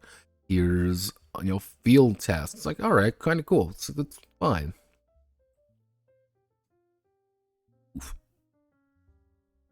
It's like, oh, you get a second yeah, 2 minds. At 18th level, you get a second standard action on your turn. You just get a second action on your turn if you're a technician. Don't know why they do that. The big 3 for them is they get expert, which is like, why bother? Because you also get think tank, which is beat up your enemies to do beat the shit out of your enemies because it's funny. And it's like, oh, all right, it's kind of neat. Let me see. So this is one thing is brain power. So your smart's essence increases by 1 at first level and again at 10th level. Well, this improvement must be placed in technology. Additionally, choose one of the following skills: athletics, might, finesse, or targeting. When making a skill chest with a chosen skill, including attacks, you can use technology instead. I deliberately chose targeting, because now targeting is completely useless to me, because I could just use technology instead for it. I have replaced an entire skill with another skill that's also broken now, because now I am a very competent just fighter by virtue with shooting people with a gun, because I am good with technology. It's like, oh. Yeah, oh. Your tech succeeds where muscle struggle. Ignore strength-based skill requirements of equipment you use. It's like, oh, okie dokie then. Like, one of the big things with a lot of these abilities, how do I want to word this? It's less about here's new cool options, and it's more about, hey, here's something to change. Here, we're gonna change something for you. Like we're gonna change we're like, instead of using this skill, you don't have to use it anymore. And so it's like, why don't you just give me a cooler ability? Like, why don't you let me do something rather than remove options or change how an option works already?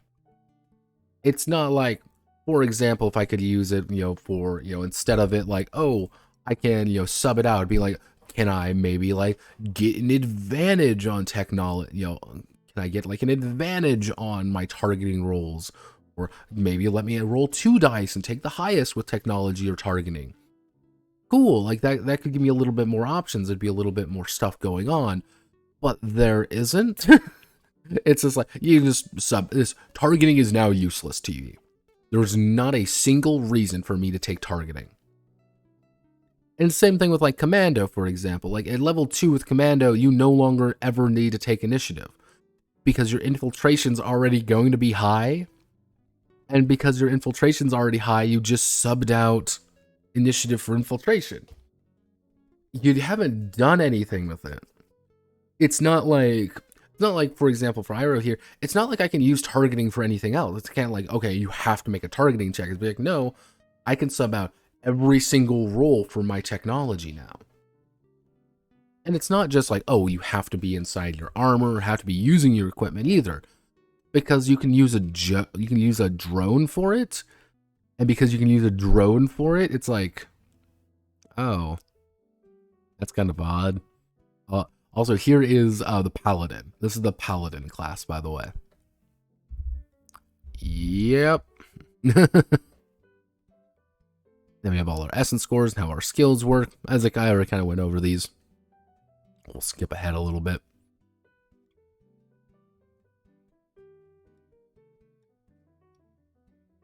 But you don't get any general perks till level 4. Yeah, you don't get really any perks for 4 levels. And these are things like acute senses. You can do an all-out attack. These are perks. These are pretty standard perks in literally any other fucking game, but you do not get them for quite a while. You know, or it's like, hey, you know, it's like you don't, and I thought that was weird because it feels like you should get one. It should be like, hey, like I should have, you know, evasive fighting, or I should have fast, or I should have like something in there to like give me a good idea. But you get very few of these. You only are going to get like 3 of these. So some of them feel like, why would I want to get medium armor training or linguistics over kung fu grip or like nose for trouble, which I can, again, you may use streetwise in place of alertness, and you'll get an edge in a shit ton of situations. It's like, why would I choose some of these perks over other perks because I get so few of them? If I got them more consistently, it'd be like, yeah, cool. Like, oh, it's like, oh, I've got, you know, tongues or whatever. Like, yeah, okay, I want to be a character who can, you know all these things. That's cool, but it's like,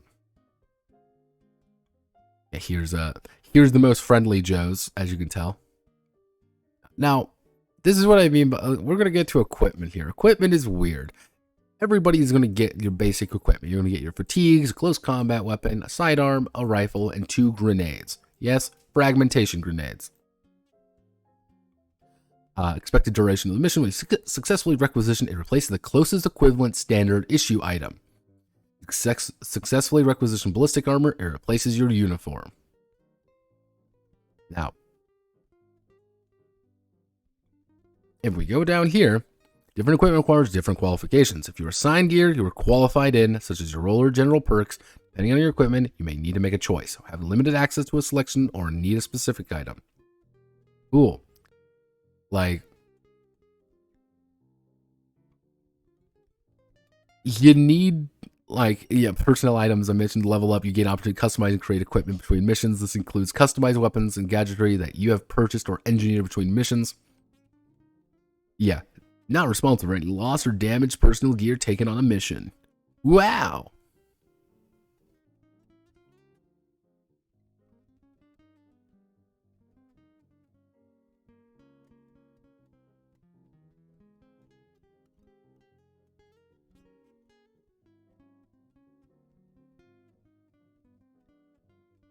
Because here's this entire fucking section about how to make like availability of equipment, how to make guns correct. Like, oh, well, you got a requisition, you gotta make sure you're qualified in it. This is a game with fucking laser guns, and it's like, oh, here's all your loadout limits. Here's 6 hands of equipment. Here's your equipment properties. Here's all your availability. Because whenever you want to requisition something, whenever you make an availability or you need to actually like find something, you're going to need to make an availability check. Difficulty in, you know, requisitioning such equipment. So if I want to get something that's, for example, limited, I'm going to have to roll, and I rolled an 18. I rolled a 19. I'm going to be able to get something limited. Cool, because it's something important, right? It has to be something important, you know, automatic, you know, standard, limited, complex, or expensive items that require additional training or trust, like Gung Ho's grenade launcher, Skymate's boomerang. Dangerous gear in the wrong hands, or items with limited tactical application without highly specialized training, like Bazooka's rocket launcher or Wild Bill's lasso.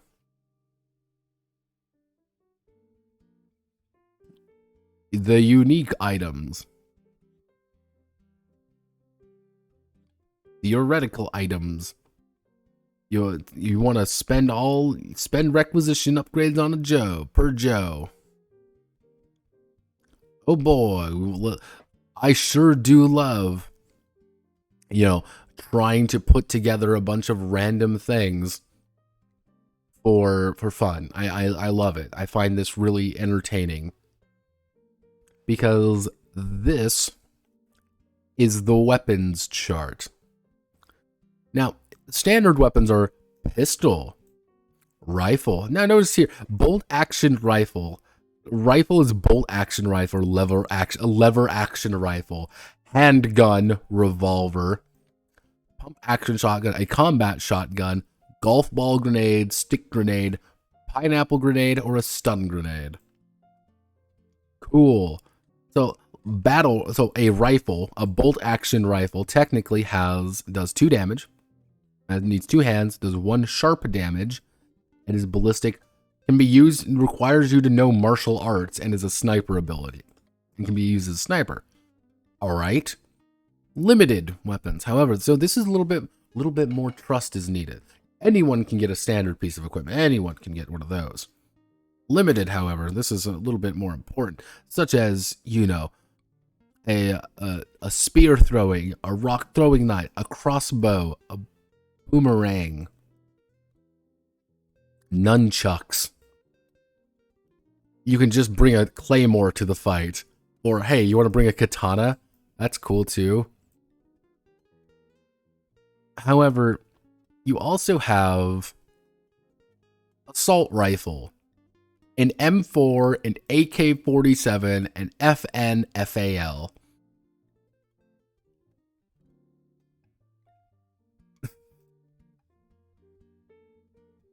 It is harder, apparently, to get an M4 in the American military than to get a fucking bolt-action rifle. Or a combat shotgun. Not a regular shotgun, a combat shotgun. And if you're actually looking at this, you'll be like, Notepad, what do you mean if I'm qualified in submachine guns? What does that mean? I'm not seeing a submachine gun anywhere here. Well, that's because it's a restricted weapon.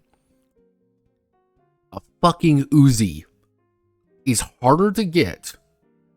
An Uzi is harder to get than a goddamn M4 or AK-47, or it's harder to get than a goddamn fucking bolt action rifle?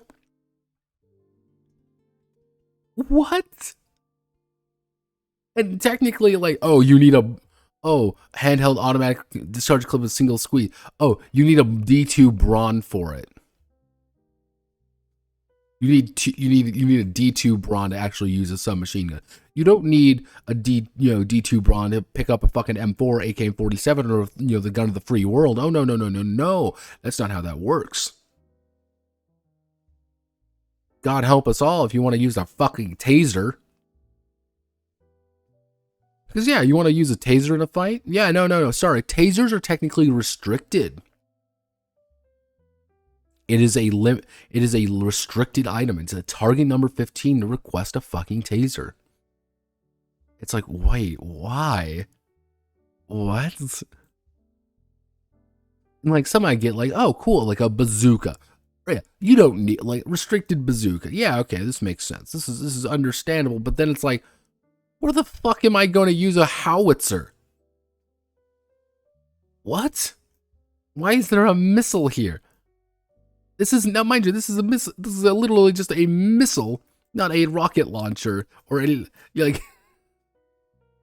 this is just you firing a missile at someone. What? But a chainsaw is its own thing? It's like, what is going on here? Who the fuck thought this was good? Why is getting the gun of the free world harder to get than a bolt action rifle or even a laser rifle? Because the directed element rifle is technically the laser rifle, which is, I thought, to be the most important thing.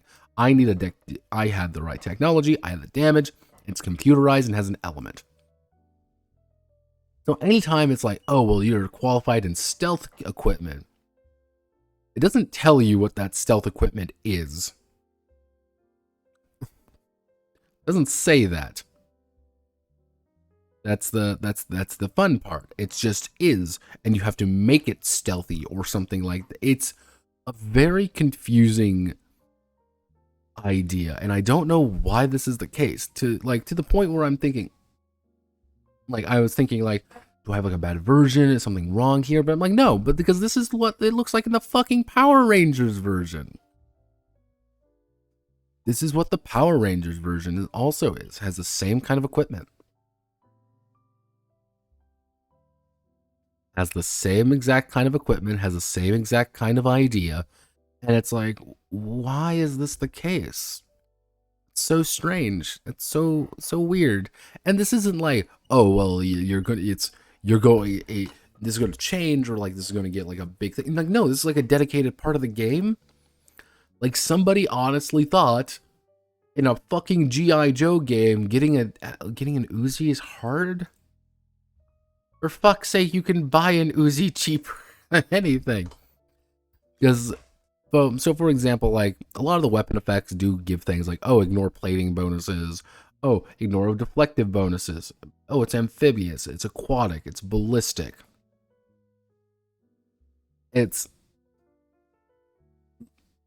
Or it's blunt, or it's consumable. Or element. Element like flamethrowers and tasers deal specialized type of damage. When received an element of a weapon, you must first dictate what the element uses.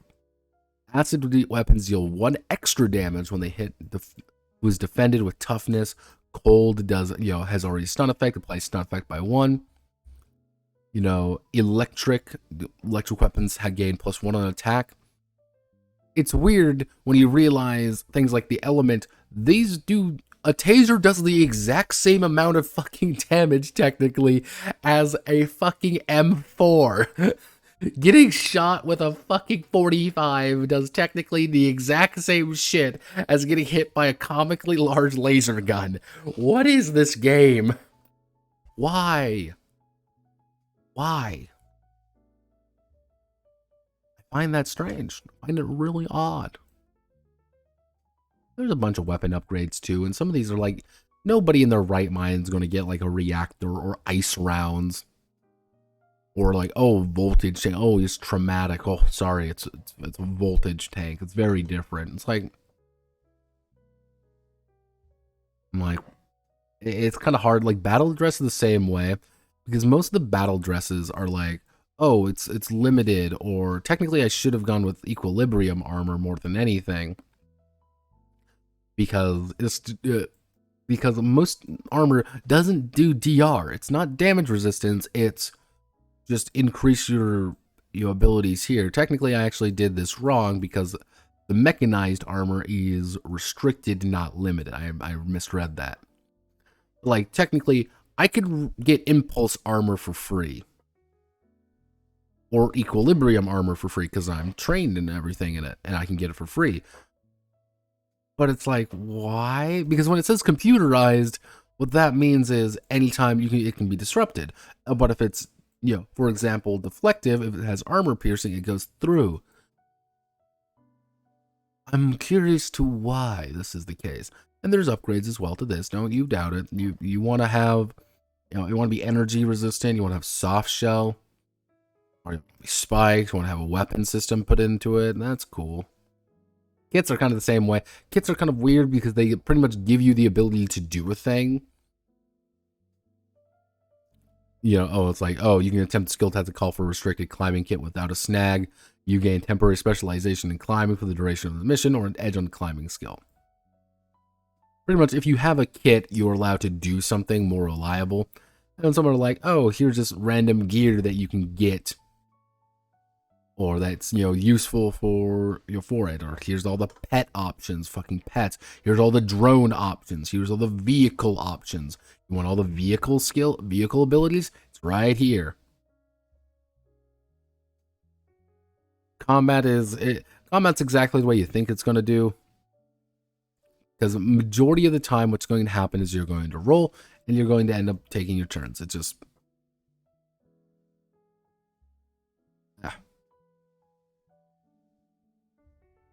During your turn, your speed essence determines the number and type of actions you can take. So, if you have high speed, if you have a 3+ speed, that means you can move and take a standard action instead of free actions. Because Iroh here is relatively fast, you can do everything. But if you only have a speed of 2, then it's like, yeah, sorry, you can only really move and a standard action. You can't do any free actions. Haha, Lamau, you silly boy. Free actions aren't free.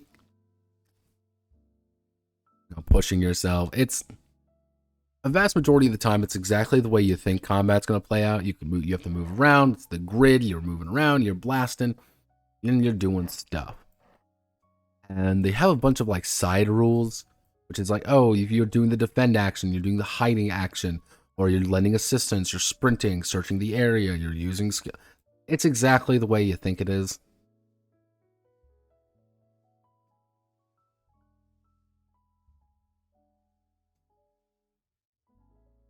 Nothing too exciting there. When you oh, I want to use a attack, for example. You're just going to roll your d20 plus whatever your skill is, and then done. Attacking more people, you're going to start shifting a little bit. If you're not attacking more people, you're going to... Pretty much it. It's not a complicated game. It's not supposed to be complicated.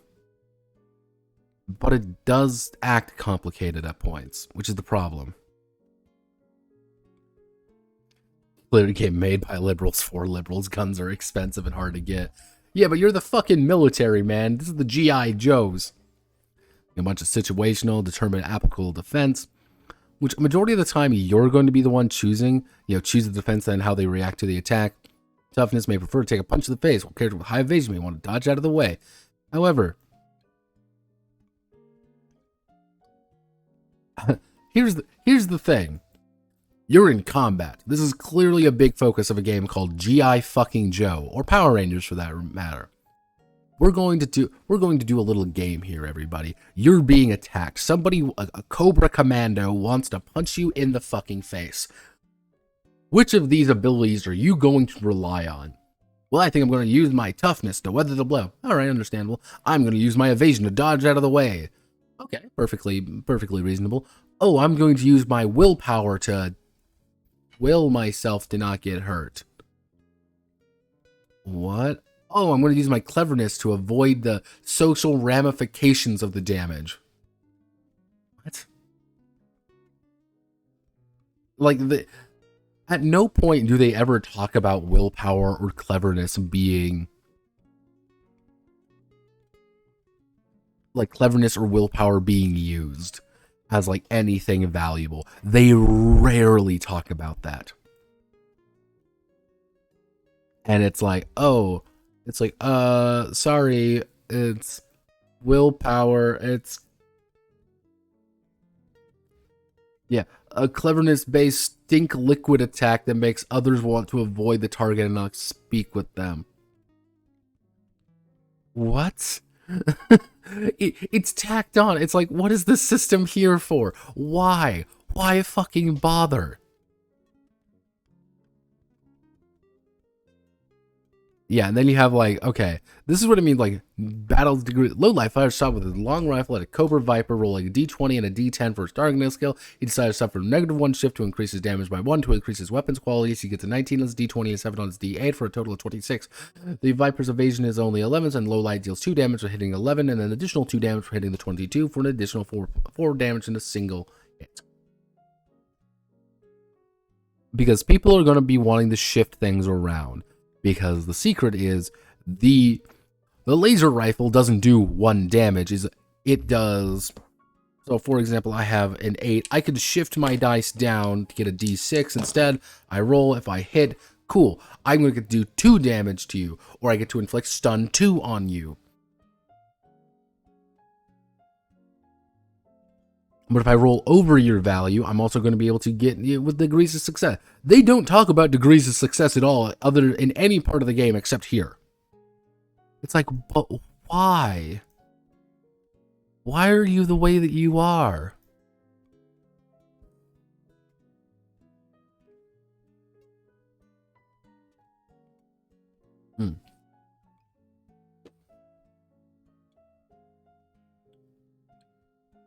Because you end up with things like the damage types. Because if you look at the health here, what I initially thought health was what you would have to take a bunch of damage and then it goes to your health. Okay, understandable. No. This is your health. If you take 2 damage, I have 2 out of 4 health now. If I take 4 damage, I'm done. I'm out of the game. I'm down for the count. and the damage is mostly based on like how durable things are. It's mostly for like equipment dictates it, which is like, what? Why is this here then? There's no indication of it. There's no, because I actually thought, I'm like, is there a thing here? There isn't. I thought there was. There just isn't. I've looked, mind you. There's no I think it's supposed to be like right here, like it's supposed to be like temporary health or something, but I don't know why it's called damage then. Control it. Yeah. Here's the mount. You want the mounted combat rules. They're here. Here's the vehicle combat rules. Here's the seacraft combat, aerospace combat. What happens when you defeat a vehicle? How the exploration works. Your movement, vehicles, special movement times, forced movement. You want to do a jump or visions. Here's your how you breathe. Correct. How long you hold your breath for. Extreme conditions. Diseases. You want the tetanus rules? Guess what was also in the fucking tetanus rules? If you guess Power Rangers, you're correct. That's all the fucking Zords.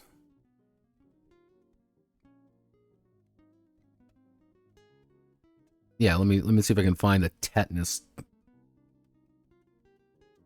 Yeah, right here. It's tetanus.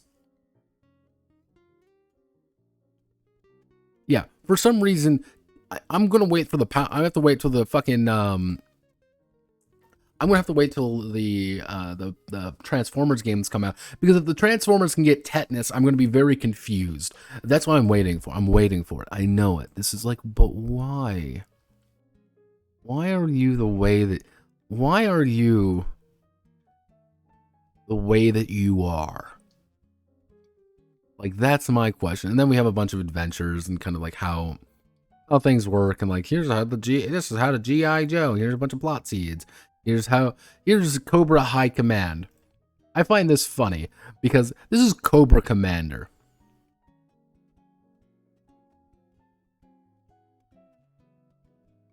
Counsel the great stress of freedom advises him. Cobra High Command offers tactical advice for missions, provides intel and opportunities to mass power, and bid resources for plans to push their personal agendas. So yeah, this is Cobra Commander. He's threat level 20. Which they do have a threat level system, which is the idea of like trying to build things up, and that's your CR, but they say it's not really CR, but totally is CR. But as you can see, Cobra Commander is almost unkillable because he's got a fucking 24 toughness, 35 evasion, 34 willpower. He's got a bunch of D12s to things.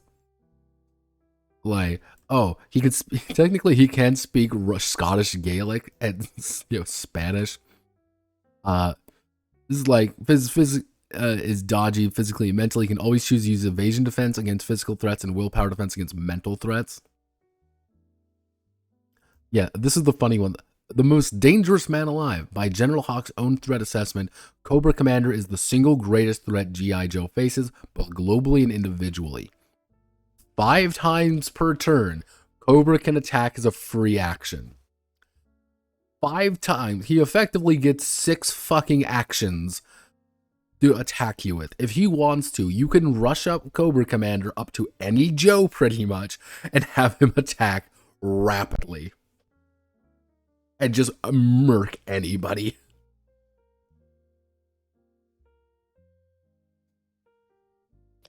You know, the Dictator auto pistol, which is like, yeah, which is auto shoots everything. Oh, power retreat. You know.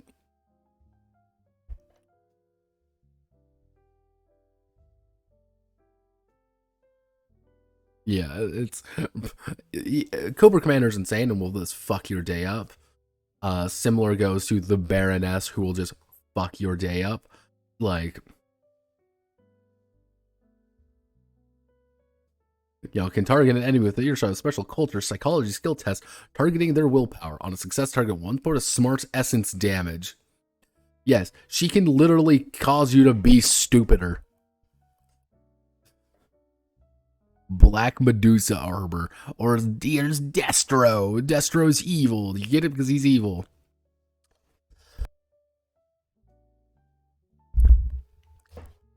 He's get a satellite airstrike. Cool. 1,000-foot radius is one sharp damage. Oh, executive briefcase.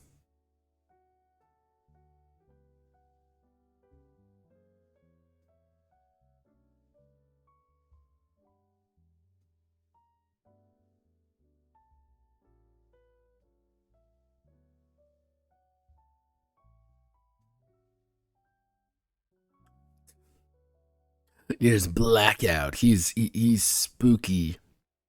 Yeah, he's Firefly because he's evil. Get it? Because he's evil. Major Blued, who's just Australian.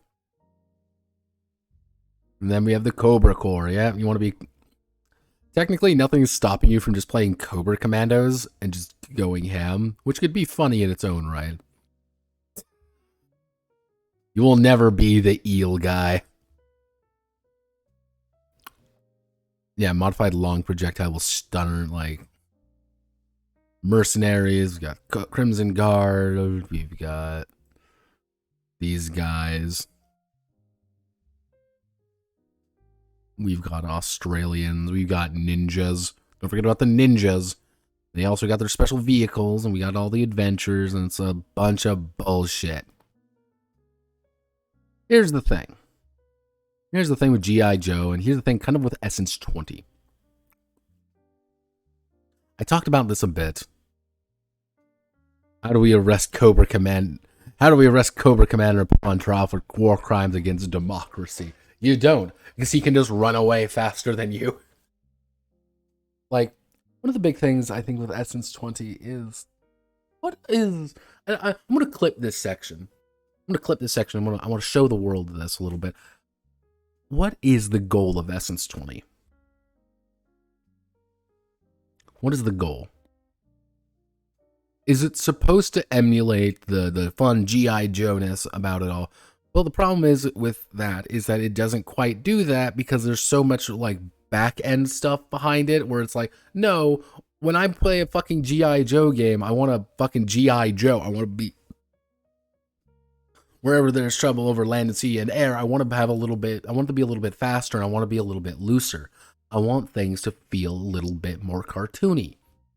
Same thing goes for Power Rangers. This was another big thing with my Power Rangers review, which was, why does it feel so not Power Rangery? It doesn't feel like a Power Rangers game. It doesn't feel like a Saturday morning cartoon. Something a little bit more ridiculous, something a little bit lighter, because things like this do need something lighter. Because you want to have the ridiculous equipment. You want to have like the, call me Slipshot, because I'm a Fumbles or whatever. That's cool. That's neat. We want to play Fumbles the sniper, who is this crack shot, but he always falls over because he's funny. That's funny. That's entertaining. That's something silly. But it's like, okay, here, make sure you get the restricted set. Make sure you got. Did you note down your right skill sets and everything? It's like, oh Jesus. And it's like, do we need tetanus rules in a G.I Joe game? That's the key question. Do we need tetanus rules in a G.I Joe game? Do we need tetanus rules in a fucking Power Rangers game? No. No, we don't need that. But why is it here then?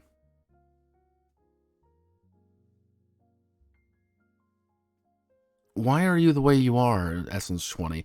Like, it feels odd because it feels like this wants to be a few different things. It wants to be this 5e game for adults because we're adults and we play adult things for adult reasons. But it's also like, my brother in Christ, you are playing fucking G.I Joe, man. This is G.I Joe. This isn't fucking, this isn't supposed to be very serious. This isn't serious. This isn't exciting. Actually, no, that's not the way I'm saying it. This isn't supposed to be this simple thing. It's not. Fuck. How am I? I'm speaking over myself. G.I Joe Power Rangers are not complicated. It's supposed to be goofy, it's supposed to be funny, it's supposed to be pretty simple. It's supposed to be about opening up the Power Ranger figure and, oh my god, he's Power Ranger, I want to be Power Ranger on the playground. It's about it's about going on the playground and wanting to be, I want to play Shipbreaker. Cool, Harpoon, yeah, cool, we're beating Cobra Commander up because we're playing fucking G.I Joe. iPhone. It's we want to play something far more fun, far more silly. But then, like, why is it this way? Why is it written like this then? With all these different things. Like, I would say up to about, there are like clearly good ideas, but it's like the entire back half of the book feels really weird. It doesn't quite know what it wants to do. Like, it's like, if I had it my way, I would like gut half this game and just focus on something a lot more simple, a lot more focused in a way, and try to and ask myself, what is Essence20 trying to do? First off, and then ask yourself, what is Essence20 wanting to be? Does Essence20 want to be this fun, this kind of goofy, funny, cartoon action hour-esque system? Or doesn't want to be a serious system? Doesn't want to be a 5e, a modern 5e kind of game? Doesn't want to be able to adapt different franchises with ease? Because I can guarantee you one thing. I think I have a strange feeling I know how the Transformers game is going to look. Because it's going to open up, we're going to have 30 pages of debrief. We're going to immediately go into character creation, where it's going to be like, roll out, in which it's going to be, they're going to tell you all about this, they're going to set your essence score, you're going to have 16 essence scores, you're going to have your influences, you're going to choose your origin, you're going to select your role, in which there's going to be about 6. There's going to be 6 to 7 roles, they might have subclasses, they might not. Then you're going to describe your character, and that's it. Then we're going to go, like, here's my influences and stuff. What are you going to put for fucking Transformers, man?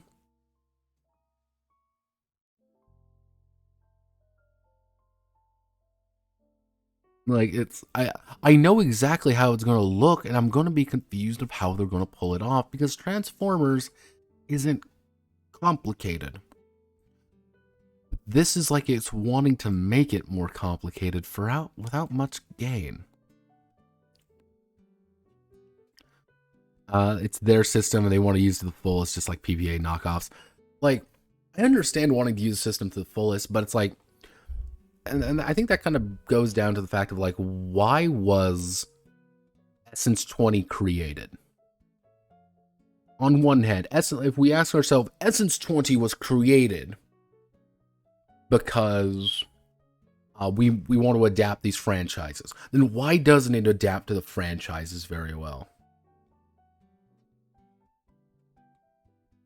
Like, why does it feel such, like, it feels like such a bad fit for it? But on the other hand, it's like, was it, oh, we just want a generic system of our own because we really don't have one? And it's like, then why did you choose this, the way that it's handled this way? What advantage does this have? Oh, well, we want to, what do you want to do with this? What is Essence20? That's the big question. What is Essence20? Because right now, this has no identity. It has no emotion, it has no feeling, it has no personality. And this is interesting because it's coming off, if I hit this button, it said if I hit this button, because it's coming off of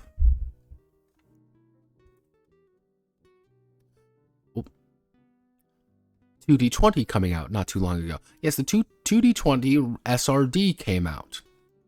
And this is the, if we go right here, download the SRD, this is a full-on SRD of all of the 2D20 games. Everything Modiphius has ever put out. This is a full-on thing for them, that if you really want to make your own 2D20 game, you can. And it's not like there isn't some go on. 2D20 has quite a few different things, and not all of them are great, don't get me wrong. But they have a personality. Each of them do. Does Essence20 have a personality? And I said originally, Essence20 needs some time in the oven. It needs a lot of time in the oven. This came out 2 days ago. Yeah. Early August. We get early August. I get to do the same damn thing like I did here. But I wonder why. What is Essence20? It's brand. I don't. No fucking clue. I'll download it later. Probably. There's probably a PDF. They're just not releasing it on the site for some reason. Who knows? But I think there's two options, and this is a little bit of a high-minded game design notepad talking. High-minded game design notepad thinks that Essence20 needs to do two things. Essence20, because right now I feel like there's Essence20, the game, versus Essence20, the intent, versus Essence20, how do I want to word this? The look. These are three things.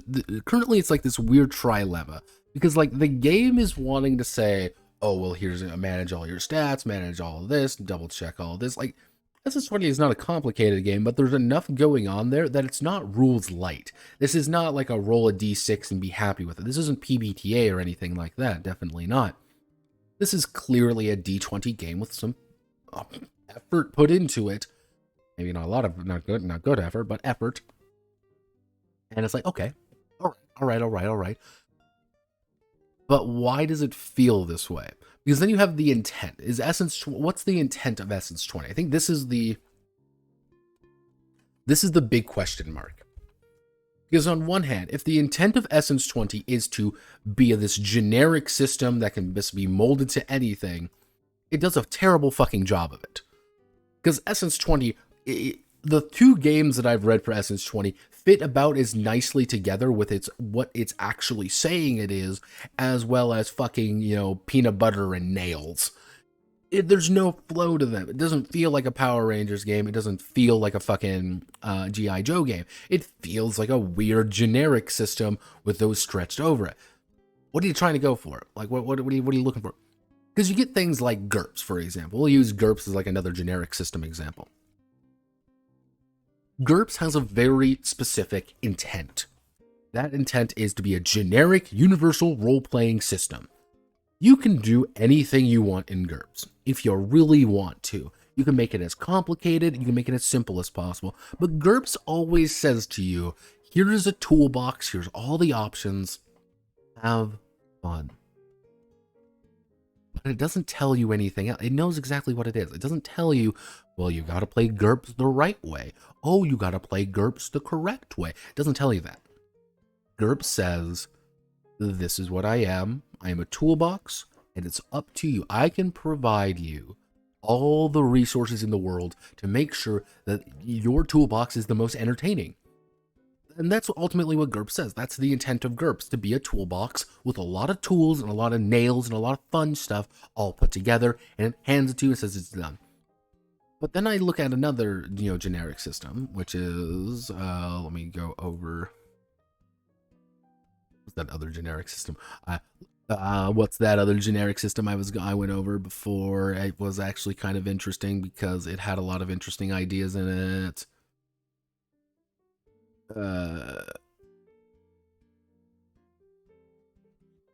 Where was it? But then you have things like Big Eye Small Mouth /OVA, which has a very specific goal of, we want to emulate anime games. It's going to put everything in its power to be an anime game, to a fault almost. And that's kind of like, okay, all right, Neato Burrito. Like, this is a very dedicated idea. This is what the plan is, and this is how we're going to do it. Intent. However, Cartoon Action Hour has a very dedicated intent. And that intent is to emulate 80s cartoons. Even down to the fact that they're called playsets. Yes, playsets are what you actually do use most of the time in Cartoon Action Hour, because they expect you to have the Castle Grayskull playset effectively, and that's what you're playing in is your own Castle Grayskull or your own He-Man adventure, and that's the joke. And it's like, oh, look at all the little funny things that you can always click and prod and make sure that it's yours. It goes out of its way, almost to a detriment sometimes, to do that. But I like that about it. Because I think the problem is right here as well, which is Essence20 has been adapting Power Rangers. It's been adapting G.I Joe. It's been adapting Transformers. There's no like Essence20 Noir, Essence20 the adventure, whatever, Essence20 Vampire. No, there's no Essence20 Vampire. There's no Essence20 like anything else. It's literally just been 80s cartoon franchises owned by Hasbro. So it's saying I'm this serious D20 game, but it's also trying to make this look out like, oh, it looks this way. But I want to know what the intent behind Essence20 is.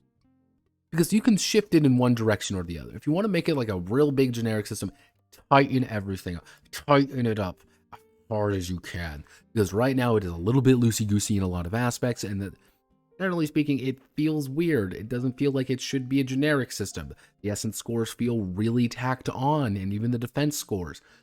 You don't even have a section on cleverness or what fucking willpower. They're side notes.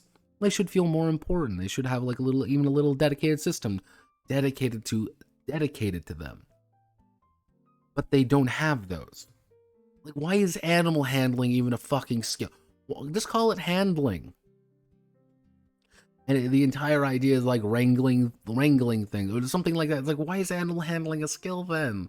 It should be like a sub skill, maybe a specialization, being like, oh, I'm an expert at, wrangling people or something. I'm a, control. You have the control attribute, like a control skill, which is about controlling people or controlling crowds or controlling animals, which you can put animal handling there. Okay, cool, we can make that work.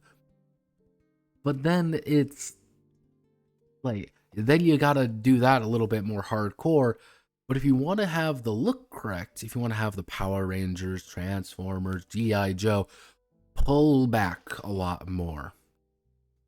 Make it a little bit more loosey-goosey in some aspects. Make it a little bit more funny. You don't need an extensive equipment section about all the fucking tools you could...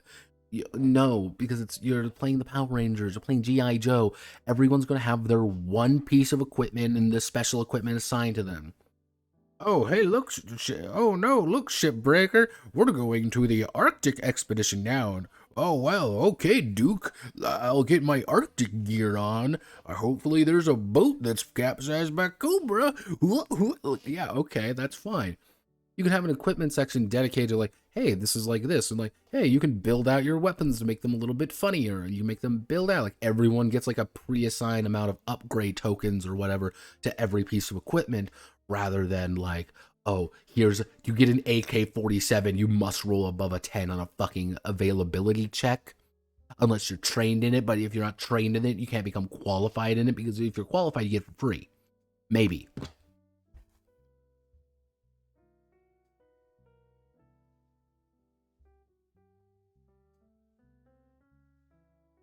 Because I think the core thing right now is that Essence20 doesn't have an identity.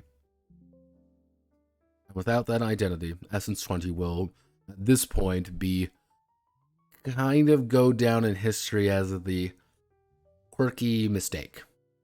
A very quirky little mistake done by a company who thought they knew what they were doing, but clearly didn't. It also kind of reinforces my ideas that maybe someone was pulling some licensing issues, because these guys have the Transformers card game, they have the G.I Joe card game, like they have all these card games, but like their role-playing selection has been really bad. Like, oh, it's 5th edition and stuff. Like, they didn't write this though. This isn't theirs. They're just publishing it. Like, the games they've actually written are kind of non-existent. Like, And it's like, yeah, like, are you using Essence20?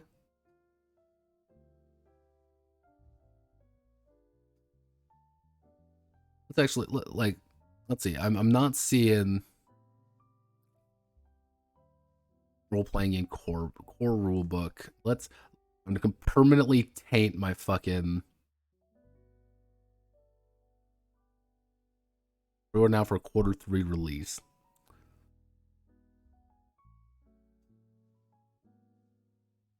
Let's see. Hardcover satin ribbon. This is an Essence20, is it? Let's actually my core. Let's see. Role playing game Renegade Essence20.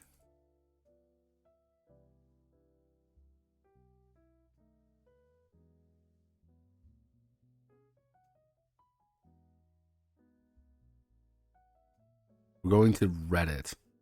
Tales of Equestria. Oh god. Let's see. Wasn't Emma is a showcase character creation? Not really sure. Tales of Equestria. The system is so efficient, easy to teach younger crowds. Content Power Ranger stream. So Renegade will be exploring lore from the main gens. Essence20 role playing is stated to discuss a new system more broadly. Character app, March 8 deadline, first wave shipment. It is.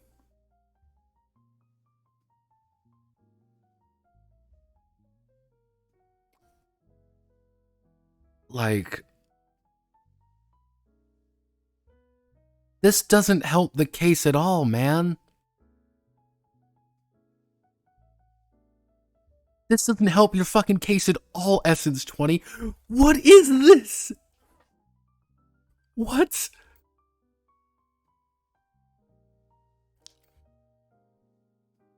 Like,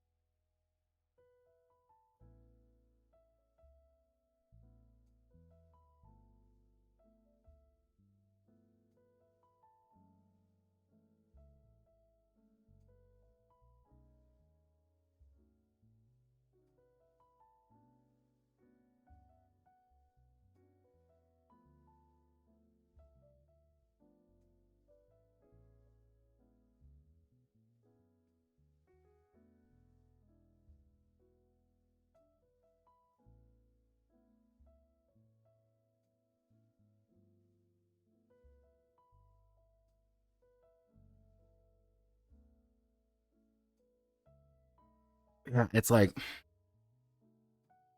is there really a market for this, or do you think they're just seeing what sticks? What do you mean by is there a market for it? Like Tales of Equestria or like My Little Pony stuff? Yeah, because like this is literally on the Tales of Equestria role playing game. Because like this is like the weird thing about Tales of Equestria, for example. Like if we go here, this is by River Horse Games. River Horse Games is a EU company. They're based out of the UK actually. And if Witch Creek was still here, I can make fun of him for that. Because this was actually a fairly extensive game. I actually have this game, which if we ever do over the kids RPG, if that ever gets selected, which I'll probably put out tonight or tomorrow most likely. Like it's this full-on like story game written by one of the old 40K devs. And it's like, oh, okay, cool. Like this is they had the license for this. I'm assuming they lost the license. Or if they didn't lose the license, they kind of lost the they lost the not necessarily the rights, but like it's kind of like, yeah, I think people just got different amounts given numbers. It's yeah,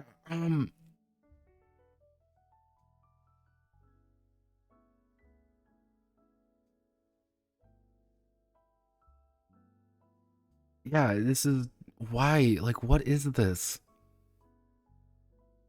Actually, or like, yeah, I think there is a market for it because People love nostalgia. People love that shit.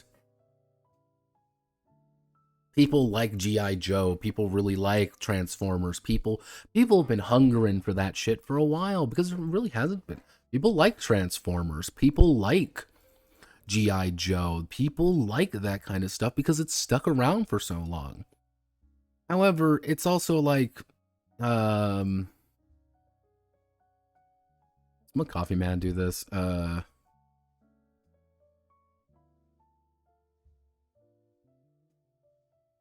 Smug Coffee Man, I think, did a Transformers game.